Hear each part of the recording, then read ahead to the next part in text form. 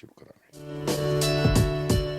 PGI Chandigarh ਅਤੇ Max ਹਸਪਤਾਲ ਬਠਿੰਡਾ ਦੇ ਮਾਨਸਿਕ ਰੋਗਾਂ ਅਤੇ ਨਸ਼ਾ ਛੁਡਾਉਣ ਦੇ ਮਾਹਿਰ ਡਾਕਟਰ ਸਤੀਸ਼ ਥਾਪਰ ਹੁਣ ਆਪਣੇ ਕਲੀਨਿਕ ਵਿੱਚ ਹਰ ਰੋਜ਼ ਸਵੇਰੇ 9 ਵਜੇ ਤੋਂ 12 ਵਜੇ ਤੱਕ ਅਤੇ ਫਿਰ 2 ਵਜੇ ਤੋਂ ਲੈ ਕੇ ਸ਼ਾਮ 7 ਵਜੇ ਤੱਕ ਸਲਾਹ ਲਈ ਮਿਲਣਗੇ। ਪਤਾ ਨੋਟ ਕਰ ਲਓ, doctor Satish Thapar, integrative psychiatric care, ਸਾਹਮਣੇ ਗੁਰਦੁਆਰਾ ਸਾਹਿਬ, ਨਾਮਦੇਵ ਰੋਡ, ਬਠਿੰਡਾ। ਸੰਪਰਕ ਨੰਬਰ 9814 32345 ਯਾਨੀ ਕਿ 9814 32345। ਟਰੱਕਿੰਗ ਵਾਲੇ ਵੀਰੋ ਧਿਆਨ ਨਾਲ ਸੁਣੋ। ਟਰੱਕ ਜਿੱਦਾਂ ਦਾ ਵੀ ਚਲਾਉਨੇ ਹੋ, ਮੈਨੂਅਲ ਜਾਂ ਆਟੋਮੈਟਿਕ, ਕੁਇਕ ਟਰੱਕ ਲਿਊਬ ਚੇਤੇ ਆਹੀ ਨਾ ਰੱਖਿਓ। ਟਰੱਕ ਦੀ ਵਧੀਆ ਸਰਵਿਸ ਲਈ ਕੁਇਕ ਟਰੱਕ ਲਿਊਬ। ਲਓ ਜੀ, ਤੀਜੀ ਲੋਕੇਸ਼ਨ ਵੀ ਖੋਲਤੀ ਆ, ਐਗਜ਼ਿਟ 579 ਫਰਮ ਹਾਈਵੇ 401 ਇਨ ਨਾਪਨੀ। ਆਹੋ ਜੀ, ਕੋਈ ਅਪਾਇੰਟਮੈਂਟ ਨਹੀਂ, drive through facility. Exit 579 firm highway 401 in ਨਾਪਨੀ। Quick truck lube, the one stop shop। 5196220660 ਜਾਂ quicktrucklube.com। QTL, because we care। Bakersfield ਵਿਖੇ ਯੂਨੀਅਨ ਅਤੇ ਪਲਾਨਸ ਰੋਡ ਦੇ ਕਾਰਨਰ ਤੇ ਖੁੱਲ ਗਿਆ ਹੈ ਨਵਾਂ ਟਰੱਕ ਸਟਾਪ ਯੂਨੀਅਨ ਵਿਲੇਜ, ਜਿੱਥੇ ਮਿਲਦਾ ਹੈ ਵਧੀਆ ਗੈਸ ਅਤੇ ਬਿਨਾ ਬਾਇਓਡੀਜ਼ਲ ਦੇ ਵਧੀਆ ਤੇ ਸਸਤਾ ਡੀਜ਼ਲ। ਹਰ ਤਰ੍ਹਾਂ ਦੀ ਗਰੋਸਰੀ, ਚਾਈਨੀਜ਼ ਅਤੇ ਇੰਡੀਅਨ ਰੈਸਟੋਰੈਂਟ, ਜਿੱਥੇ ਮਿਲੇਗਾ ਵਧੀਆ ਖਾਣਾ। 2 ਪਰੌਂਠੇ ਸਿਰਫ 499 ਚ। ਟਰੱਕ ਡਰਾਈਵਰ ਵੀਰਾਂ ਲਈ ਟੂ ਗੋ ਅਤੇ ਬੈਠ ਕੇ ਖਾਣ ਲਈ ਵਧੀਆ ਜਗ੍ਹਾ। ਨਵੇਂ ਅਤੇ ਪੁਰਾਣੇ ਟਾਇਰਾਂ ਲਈ ਅਤੇ ਟਰੱਕਾਂ ਦੀ ਮਾਈਨਰ ਰਿਪੇਅਰ ਲਈ ਅੱਜ ਹੀ ਕਾਲ ਕਰੋ ਸੁਖੀ ਘੁੰਮਣ 661-885 8858 661 885 8858। Address 2201 South Union Avenue, Bakersfield, California 93307। Union Village. ਬਾਈ ਜੀ, ਨਵੀਂ DD15 ਚਲਾਉਂਦੇ ਜਾਂ ਬੇਕਾਰ max force, Cummins ISX, Volvo, Mercedes Sprinter ਜਿਹੀ ਮੋਟਰ ਹੋਵੇ, ਤੇਲ ਹੋਰ ओरिजिनल ਫਿਲਟਰ ਤਾਂ ਚੇਂਜ ਕਰਾਉਣਾ ਹੀ ਆ ਜਾਓ ਫਿਰ quick truck lube. Truck servicing, ਵਾਹ ਭਾਈ ਵਾਹ, ਕੋਈ ਅਪਾਇੰਟਮੈਂਟ ਨਹੀਂ, ਡਰਾਈਵ ਥਰੂ ਫੈਸਿਲਿਟੀ ਯੂਜ਼ ਕਰੋ। 2 ਲੋਕੇਸ਼ਨਸ ਤੁਸੀਂ ਜਾਣਦੇ ਹੀ ਹੋ, ਐਗਜ਼ਿਟ 268 ਔਨ ਹਾਈਵੇ 401 ਔਰ exit 5 on QEW। Quick truck lube, ਖੁਸ਼ ਹੋ ਕੇ ਪਰਤੋਗੇ। ਮੰਨ ਲਓ 519-622 0660 5196220660 QTL, because we care। ਓਏ ਮੇਰੇ ਵੀਰ, ਮੈਨੂੰ ਬਸ ਇੱਕ ਗੱਲ ਦੱਸ ਦੇ ਵੀ ਆ ਜਿਹੜੀ ਤੂੰ ਟਰੈਵਲਿੰਗ ਕਰਦਾ ਤੇ ਉਹਦੇ ਤੋਂ ਬਾਅਦ ਫਰੈਸ਼ ਰਹਿਣਾ, ਇਹਦਾ ਰਾਜ਼ ਕੀ ਹੈ? ਇਹਦਾ ਰਾਜ਼ ਹੈ Arlington fuel stop. Arlington fuel stop 1801 pioneer street highway, exit 208 ਤੇ, ਜਿੱਥੇ ਤੁਹਾਨੂੰ ਫ੍ਰੀ ਕਾਫੀ, free fax service, free truck parking, ਰੋਟੀ, ਠੇਕਾ, ਲਾਂਡਰੀ, ਸ਼ਾਵਰ ਤੇ ਟਰੱਕਾਂ ਦਾ ਹੋਰ ਵੀ ਸਾਮਾਨ ਆਸਾਨੀ ਨਾਲ ਮਿਲੇਗਾ। ਹੁਣੇ ਕਾਲ ਕਰੋ 360 652 6066 ਯਾਨੀ 3606526066। ਇਹ 2 ਲੋਕੇਸ਼ਨਾਂ ਤੋਂ ਸੇਵਾਵਾਂ ਪ੍ਰਦਾਨ ਕਰਦੇ ਨੇ। Second location Lost Hill travel centre 14814 ਐਲੋਮ street, Lost Hills. Phone number 661 797 2354। JB Truck Repair, Yuba City, Certified Cummins, Detroit Freightliner, Western Star, Volvo, Caterpillar ਅਤੇ Series 60 ਇੰਜਨਸ, ਇੰਟਰਨੈਸ਼ਨਲ ਅਤੇ ਆਟੋਮੈਟਿਕ ਟਰਾਂਸਮਿਸ਼ਨਸ। 5 ਸਾਲ ਦਾ ਫ੍ਰੇਟਲਾਈਨ ਡੀਲਰਸ਼ਿਪ ਦਾ ਐਕਸਪੀਰੀਅੰਸ। ਇਹ engine, truck, trailer, AC, electrical, DPF, DEF repair ਕਰਦੇ ਹਨ। Transmission, rear and, brakes, oil change ਕਰ ਦਿੰਦੇ ਹਨ। Certified 90 ਡੇ DOT inspection ਅਤੇ certified annual federal DOT inspection ਕਰਦੇ ਹਨ। 100 ਮਾਈਲ ਦੇ ਰੇਡੀਅਸ ਵਿੱਚ ਰੋਡ ਅਸਿਸਟੈਂਸ 24/7। ਨਵੇਂ ਕਸਟਮਰਸ ਲਈ 10% ਡਿਸਕਾਊਂਟ। ਹਫਤੇ ਦੇ 7 ਦਿਨ ਸਵੇਰੇ 7 ਤੋਂ ਸ਼ਾਮੀ 7 ਵਜੇ ਤੱਕ ਖੁੱਲੇ ਰਹਿੰਦੇ ਹਨ। ਹੋਰ ਜਾਣਕਾਰੀ ਲਈ ਕਾਲ ਜਗਰੂਪ ਬੋਇਲ 916 696 0634 ਜਾਂ ਜਗਰਾਜ ਬਲ 530 339 15। Address 3894 rail road avenue, Yuba city. ਇੱਥੇ ਹੁਣ ਟਰੱਕਾਂ ਦੇ ਯੂਜ਼ਡ ਤੇ ਬ੍ਰਾਂਡ ਨਿਊ ਟਾਇਰ ਵੀ ਮਿਲ। ਰੇਡੀਓ ਪੰਜਾਬ ਟੁਡੇ ਦੇ ਪ੍ਰੋਗਰਾਮ ਸ਼ਮਾਦਾਨ ਦੇ ਵਿੱਚ ਤੁਸੀਂ ਇਸ ਵਕਤ ਬਠਿੰਡਾ ਸਟੂਡੀਓ ਤੋਂ ਲਾਈਵ ਜੁੜੇ ਹੋਏ ਹੋ। ਇਹ ਪ੍ਰੋਗਰਾਮ ਤੁਹਾਡੇ ਤੱਕ ਪਹੁੰਚਾਇਆ ਹੈ ਜੀ ਸਰਦਾਰ ਸੁਖਪਾਲ ਸਿੰਘ ਬਰਾੜ ਹੋਰੀ, superstar plumbing and heating. 4036901235। Calgary ਦੇ ਵਿੱਚ ਕਿਸੇ ਪ੍ਰਕਾਰ ਦਾ ਵੀ ਤੁਹਾਡੇ ਕਿਚਨ ਦੇ ਵਿੱਚ ਪ੍ਰੋਬਲਮ ਆ ਜਾਂਦੀ ਹੈ, ਬਲੋਕੇਜ ਹੋ ਜਾਂਦੀ ਹੈ, ਟੂਟੀ ਖਰਾਬ ਹੋ ਗਈ, ਮਿਕਸਰ ਖਰਾਬ ਹੋ ਗਿਆ, ਸ਼ਾਵਰ ਖਰਾਬ ਹੋ ਗਿਆ, ਤੁਹਾਡਾ ਫਲਸ਼ ਵਾਲ ਕੋਈ ਖਰਾਬ ਹੋ ਗਿਆ, ਹੀਟ ਦਾ ਥਰਮੋਸਟੇਟ ਖਰਾਬ ਹੋ ਗਿਆ, ਕਹਿਣ ਤੋਂ ਭਾਵ ਵੀ ਹੀਟ ਜਾਂ ਤੁਹਾਡੇ ਕਿਸੇ ਪ੍ਰਕਾਰ ਦਾ ਵੀ ਬਾਥਰੂਮ, ਸ਼ਾਵਰ, ਕਿਚਨ ਦੀ ਕੋਈ ਪ੍ਰੋਬਲਮ ਆ ਗਈ ਹੈ ਤਾਂ ਇੱਕੋ ਇੱਕ ਨੰਬਰ ਨੋਟ ਕਰਕੇ ਰੱਖ ਲਓ, ਕਿਚਨ ਦੇ ਵਿੱਚ ਲਾ ਦਿਓ, ਪਿੰਨ ਕਰ ਦਿਓ 403 690 1235। ਕੈਲਗਰੀ ਤੋਂ ਆਲੇ ਦੁਆਲੇ ਵੀ ਕਾਲ ਕਰਕੇ ਦੇਖ ਲਓ, ਪਹੁੰਚ ਜਾਣਗੇ। ਗੱਡੀਆਂ ਹੈਗੀਆਂ ਇਹਨਾਂ ਕੋਲੇ, ਸਾਰਾ ਸਮਾਨ ਵਿੱਚ ਰੱਖਿਆ ਹੁੰਦਾ। ਠੀਕ ਹੈ ਜੀ। ਤੇ ਪੂਰੇ ਮਾਹਿਰ ਨੇ, ਪੂਰੀ ਵੱਡੀ ਟੀਮ ਹੈ ਇਹਨਾਂ ਦੀ। ਮੋਗੇ ਦੇ ਨਾਲ ਪਿੰਡ ਹੈ ਇਹਨਾਂ ਦਾ, ਰਾਜਿਆਣੇ ਦਾ। ਮੋਗੇ ਵਾਲੇ ਤਾਂ ਫਿਰ ਤੁਹਾਨੂੰ ਪਤਾ ਵੈਸੇ ਹੀ ਮਸ਼ਹੂਰ ਨੇ ਇਸ ਕੰਮ ਦੇ ਲਈ। ਤੇ ਬੇਕਰਸਫੀਲਡ ਏਰੀਆ ਦੇ ਵਿੱਚ ਜੇਕਰ ਤੁਹਾਡੇ ਘਰਾਂ ਦੀ ਬਿਜਲੀ ਦੇ ਬਿੱਲ ਕੁਝ ਜ਼ਿਆਦਾ ਆਉਂਦੇ ਨੇ ਤਾਂ ਕਿਵੇਂ ਘਟਾਉਣੇ ਆ, ਨੰਬਰ ਫਿਰ ਇਹ ਵੀ ਨੋਟ ਕਰਕੇ, ਪਿੰਨ ਕਰਕੇ ਜਿਹੜਾ ਨਾ ਕਾਗਜ਼ 'ਤੇ ਲਿਖ ਕੇ ਸਾਹਮਣੇ ਲਾ ਲਓ। 661 754 1722 661 754 172। ਜਤਿੰਦਰ ਸਿੰਘ ਤੂਰ ਹੋਰਾਂ ਨੂੰ ਕਾਲ ਕਰ ਲਿਓ। ਤੁਹਾਨੂੰ ਕੋਈ ਚੰਗਾ ਘਰ, ਚੰਗੀ ਕੋਈ ਵਪਾਰਕ ਥਾਂ ਚਾਹੀਦਾ ਹੈ, ਰੀਅਲ ਸਟੇਟ ਦਾ ਵੀ ਵਧੀਆ ਕੰਮ ਕਰਦੇ ਨੇ। ਤੇ ਹੁਣ ਆਪਾਂ ਚੱਲਦੇ ਹਾਂ ਜਲੰਧਰ। ਸਾਡੇ ਨਾਲ ਭਾਸਕਰ ਸਾਹਿਬ ਨੇ। ਭਾਸਕਰ ਸਾਹਿਬ ਸਤਿ ਸ਼੍ਰੀ ਅਕਾਲ। ਸਤਿ ਸ਼੍ਰੀ ਅਕਾਲ ਜੀ। ਭਾਸਕਰ ਸਾਹਿਬ, ਮੈਂ ਹੁਣੇ ਖਬਰ ਦੇਖ ਰਿਹਾ ਸੀਗਾ ਕਿ ਪ੍ਰਧਾਨ ਮੰਤਰੀ ਸਾਹਿਬਾਨ ਦੀ ਜਿਹੜੀ ਹੈ ਮੀਟਿੰਗ ਹੋਈ ਹੈ ਮੁੱਖ ਮੰਤਰੀਆਂ ਦੇ ਨਾਲ। ਇਹ ਕੀ ਚੱਲਿਆ ਜੀ, ਇਹਦੇ 'ਚ ਕੀ ਕੁਝ ਖਾਸ ਹੋਇਆ? ਦੂਜੇ ਪਾਸੇ ਜੇ ਆਪਾਂ ਗੱਲ ਕਰੀਏ ਤਾਂ ਸਰਕਾਰ ਨੂੰ ਜਿਹੜਾ ਆਪਣੀਆਂ ਐਗਰੀਕਲਚਰ ਜਿਹੜੀ ਮਾਰਕੀਟਿੰਗ ਲਾਅ ਹੈਗਾ, ਕਾਨੂੰਨ ਆ ਆਪਣਾ, ਜਿਵੇਂ ਮਾਰਕੀਟ ਕਮੇਟੀਆਂ ਉਹਦੇ ਥੱਲੇ ਆਉਂਦਾ, ਉਹਦੇ ਉੱਤੇ ਵੀ ਅੱਜ ਪੰਜਾਬ ਕਾਂਗਰਸ ਦੇ ਪ੍ਰਧਾਨ ਸੁਨੀਲ ਜਾਖੜ ਨੇ ਕਿਹਾ ਕਿ ਅਸੀਂ ਸਰਕਾਰ ਨੂੰ ਘੇਰਾਂਗੇ, ਸੜਕਾਂ 'ਤੇ ਉਤਰਨਗੇ ਜੀ ਫਿਰ ਕਾਂਗਰਸ ਦੇ ਕਿਸਾਨ ਵਿੰਗ ਦੇ ਲੋਕ। ਸਾਰਾ ਕੁਛ ਰਲਮਾ ਜਾਈ ਹੋ ਰਿਹਾ ਅੱਜ। ਜੀ ਬਿਲਕੁਲ ਠੀਕ ਕਹਿ ਰਹੇ ਹੋ। ਪ੍ਰਧਾਨ ਮੰਤਰੀ ਦੇ ਨਾਲ ਜਿਹੜੀ ਅੱਜ ਮੁੱਖ ਮੰਤਰੀਆਂ ਦੀ ਮੀਟਿੰਗ ਹੋਈ ਜੀ, ਔਰ ਉਸ ਮੀਟਿੰਗ ਤੋਂ ਬਾਅਦ ਜਦ ਪੰਜਾਬ ਸਰਕਾਰ ਨੇ ਪ੍ਰੈਸ ਨੋਟ ਛੱਡਿਆ ਜੀ, ਉਸ ਪ੍ਰੈਸ ਨੋਟ ਦੇ ਵਿੱਚ ਇਸ ਗੱਲ ਦਾ ਤੇ ਉਹਨਾਂ ਨੇ ਜ਼ਿਕਰ ਕੀਤਾ ਹੈ ਕਿ ਉਹਨਾਂ ਨੇ ਪੰਜਾਬ ਦੀ ਤਾਰੀਫ ਕੀਤੀ ਔਰ ਪੰਜਾਬ ਸਰਕਾਰ ਨੇ ਜਿਸ ਤਰੀਕੇ ਨਾਲ ਕਰੋਨਾ ਨੂੰ ਕੰਟਰੋਲ ਕੀਤਾ ਹੈ ਜੀ, ਉਹ ਦੂਜੇ ਸੂਬਿਆਂ ਨੂੰ ਉਹਨਾਂ ਨੇ ਅਪੀਲ ਕੀਤੀ ਕਿ ਪੰਜਾਬ ਤੋਂ ਕੁਝ ਸਿੱਖੋ। ਹਾਲਾਂਕਿ ਅਸੀਂ ਪੰਜਾਬ ਵਿੱਚ ਰਹਿ ਰਹੇ ਹਾਂ ਜੀ, ਸਾਨੂੰ ਇਹ ਲੱਗਦਾ ਹੈ ਕਿ ਵੀ ਸਰਕਾਰ ਨੇ ਪਤਾ ਨਹੀਂ ਏਦਾਂ ਦੇ ਕਿਹੜੇ ਕੰਮ ਕੀਤੇ ਜਿਹਦੇ ਕਰਕੇ ਅਸੀਂ ਕਹਿ ਰਹੇ ਹਾਂ ਅੱਜ ਕਿ ਕੰਟਰੋਲ ਦੇ ਵਿੱਚ ਹੈਗਾ ਕਰੋਨਾ। ਪਰ ਅੱਜ ਅਗਰ ਜਲੰਧਰ ਦੀ ਗੱਲ ਹੀ ਕਰੀਏ ਤੇ 32 ਨਵੇਂ ਕੇਸ, ਜਿਹਦੇ ਵਿੱਚ 5 ਪੁਲਿਸ ਕਰਮੀ ਵੀ ਹੈਗੇ ਨੇ ਔਰ ਤਕਰੀਬਨ ਬਹੁਤ ਸਾਰੇ ਏਰੀਆਜ਼ ਏਦਾਂ ਦੇ ਹੈਗੇ ਹੈ ਜਿਹੜੇ ਪਹਿਲੀ ਵਾਰ ਜਿਸ ਏਰੀਆ ਤੋਂ ਪੇਸ਼ੈਂਟ ਆਇਆ। ਔਰ ਇਹਨਾਂ ਦੇ ਹਾਲਾਤ ਕੁਝ ਅੰਮ੍ਰਿਤਸਰ ਦੇ ਵੀ ਹੈਗੇ ਆ ਔਰ 5 ਮੌਤਾਂ ਅੱਜ ਪੰਜਾਬ ਦੇ ਵਿੱਚ ਹੋਈਆਂ ਕਰੋਨਾ ਤੋਂ।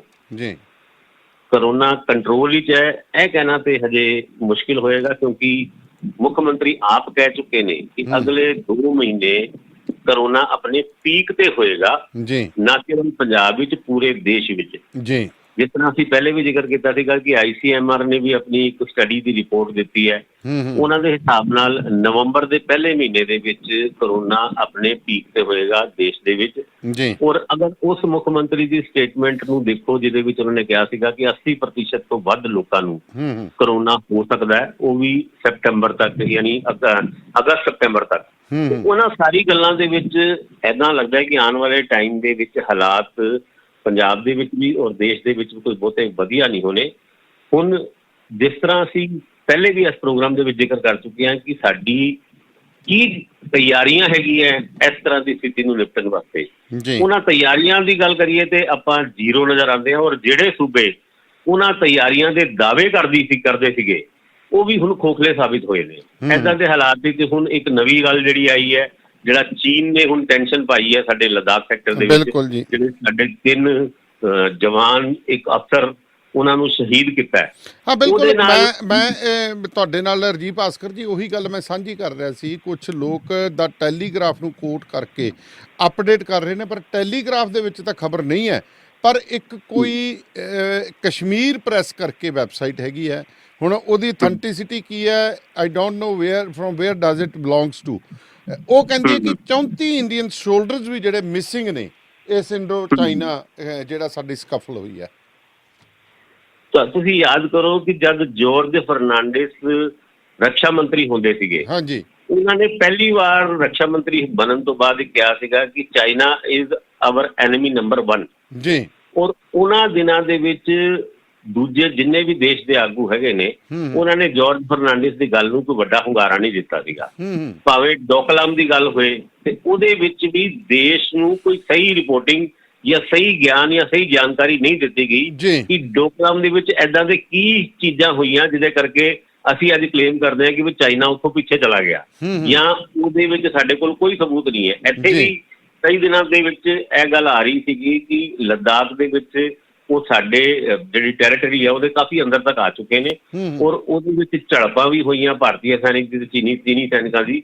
ਔਰ ਅੱਜ ਜਿਹੜੀ ਤੁਸੀਂ ਕਸ਼ਮੀਰ ਟਾਈਮਸ ਦੀ ਰਿਪੋਰਟ ਦਾ ਜ਼ਿਕਰ ਕਰ ਰਹੇ ਹੋ ਉਹਦੇ ਵਿੱਚ ਵੀ ਸੱਚਾਈ ਹੋ ਸਕਦੀ ਹੈ, ਕਿਉਂਕਿ ਜਦ ਵੀ ਸਾਡੀ ਟੈਨਸ਼ਨ ਚਾਈਨਾ ਨਾਲ ਹੁੰਦੀ ਹੈ ਤੇ ਸਰਕਾਰ ਹਮੇਸ਼ਾ ਲੋਕਾਂ ਨੂੰ ਗਲਤ ਰਿਪੋਰਟ ਜਾਂ ਗਲਤ ਇਨਫੋਰਮੇਸ਼ਨ ਦਿੰਦੀ ਹੈ। ਇਹ ਗੱਲ ਪਹਿਲੇ ਵੀ ਕਈ ਵਾਰ ਸਾਬਿਤ ਹੋ ਚੁੱਕੀ ਹੈ, ਲੇਕਿਨ ਚਲੋ ਫਿਰ ਵੀ ਸਾਨੂੰ ਸਰਕਾਰ ਦੀ ਦਿੱਤੀ ਹੋਈ ਜਾਣਕਾਰੀ ਦੇ ਉੱਤੇ ਭਰੋਸਾ ਕਰਨਾ ਚਾਹੀਦਾ, ਕਿਉਂਕਿ ਉਸ ਤੋਂ ਇਲਾਵਾ ਸਾਡੇ ਕੋਲ ਕੋਈ ਚਾਰਾ ਵੀ ਨਹੀਂ। ਪਰ 3 ਭਾਰਤੀਆਂ ਦਾ ਚੀਨੀ ਫੌਜੀਆਂ ਦੁਆਰਾ ਮਾਰੇ ਜਾਣਾ ਔਰ ਚੀਨ ਦਾ ਭਾਰਤ ਦੇ ਉੱਤੇ ਹੀ ਇਲਜ਼ਾਮ ਲਾਣਾ ਕਿ ਭਾਰਤ ਨੇ ਪ੍ਰੋਵੋਕ ਕੀਤਾ ਸੀਗਾ ਜਿਹਦੇ ਕਰਕੇ ਇਹ ਘਟਨਾ ਘਟੀ।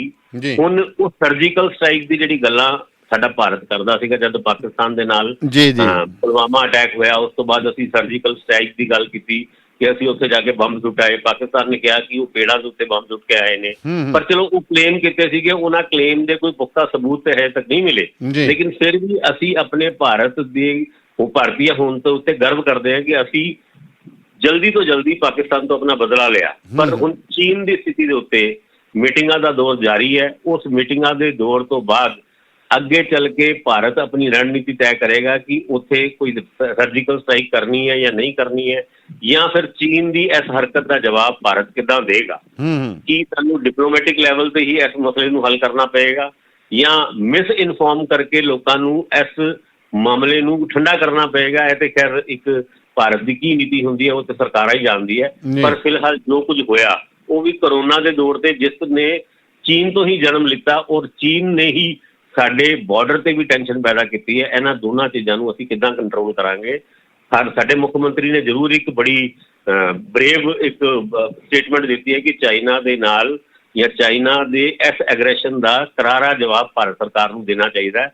ਪਰ ਉਹ ਤੇ ਖੈਰ ਹੁਣ ਸਟੇਟਮੈਂਟ ਹੈਗੀ ਹੈ, ਉਸ ਸਟੇਟਮੈਂਟ ਦਾ ਅਸਰ ਭਾਰਤ ਸਰਕਾਰ ਦੇ ਉੱਤੇ ਕੀ ਹੁੰਦਾ ਹੈ ਜਾਂ ਭਾਰਤ ਸਰਕਾਰ ਇਸ ਮਸਲੇ ਨੂੰ ਕਿੱਦਾਂ ਹੱਲ ਕਰਦੀ ਹੈ, ਇਹ ਪਤਾ ਨਹੀਂ ਹੁਣ ਕਿੱਦਾਂ ਹੋਏਗਾ। ਪਰ ਫਿਲਹਾਲ ਕਰੋਨਾ ਦਾ ਕਹਿਰ ਤੇ ਚੀਨ ਦਾ ਕਹਿਰ ਦੋਨੋਂ ਕਾਇਮ ਹੈ। ਕਰੋਨਾ ਵੀ ਉਧਰੋਂ ਆਇਆ ਚੀਨ ਕੰਨੀਓ ਤੇ ਹੁਣ ਕੰਮ ਵੀ ਉਧਰੋਂ ਆ ਗਿਆ ਤੇ ਪਰ ਉਹਨੂੰ ਕਿਵੇਂ ਲੈ ਕੇ ਚੱਲਦੇ ਹੋ ਜੀ? ਜਿਹੜਾ ਹੁਣ ਆਪਾਂ ਗੱਲ ਕਰੀਏ ਤਾਂ ਜਿਹੜਾ ਸੁਨੀਲ ਜਾਖੜ ਨੇ ਕਿਹਾ ਕਿ 19 ਤਰੀਕ ਤੋਂ ਅਸੀਂ ਜਿਹੜਾ ਆਪਣਾ ਮਾਰਕੀਟਿੰਗ ਆਰਡੀਨੈਂਸ ਜਿਹੜਾ ਇਹਨਾਂ ਨੇ ਐਗਰੀਕਲਚਰ ਕਮੋਡਿਟੀ ਮਾਰਕੀਟਿੰਗ ਐਕਟ ਦੇ ਵਿੱਚ ਜਿਹੜਾ ਇਹਨਾਂ ਨੇ ਫੇਰ ਬਦਲ ਕੀਤਾ ਤੇ ਕਿਸਾਨਾਂ ਨੂੰ ਇੱਕ ਲਾਂਭੇ ਕਰਨ ਦੀ ਕੋਸ਼ਿਸ਼ ਕੀਤੀ ਗਈ ਹੈ MSP ਤੋਂ, ਕਿਉਂਕਿ ਤੁਹਾਨੂੰ ਪਤਾ ਗਡਕਰੀ ਸਾਹਿਬ ਨੇ ਤਾਂ ਸਿੱਧੇ ਤੌਰ 'ਤੇ ਬਿਆਨ ਦੇਤਾ ਇਹਦੇ ਕਿ ਕੋਈ ਅੱਲਾ ਪੱਲਾ ਛੱਡਿਆ ਹੀ ਨਹੀਂ, ਕੋਈ ਉੱਲਾ ਵੀ ਨਹੀਂ ਛੱਡਿਆ। ਗੱਲ ਤਾਂ ਉਹਨਾਂ ਨੇ ਸਿੱਧੀ ਕਹਿਤੀ।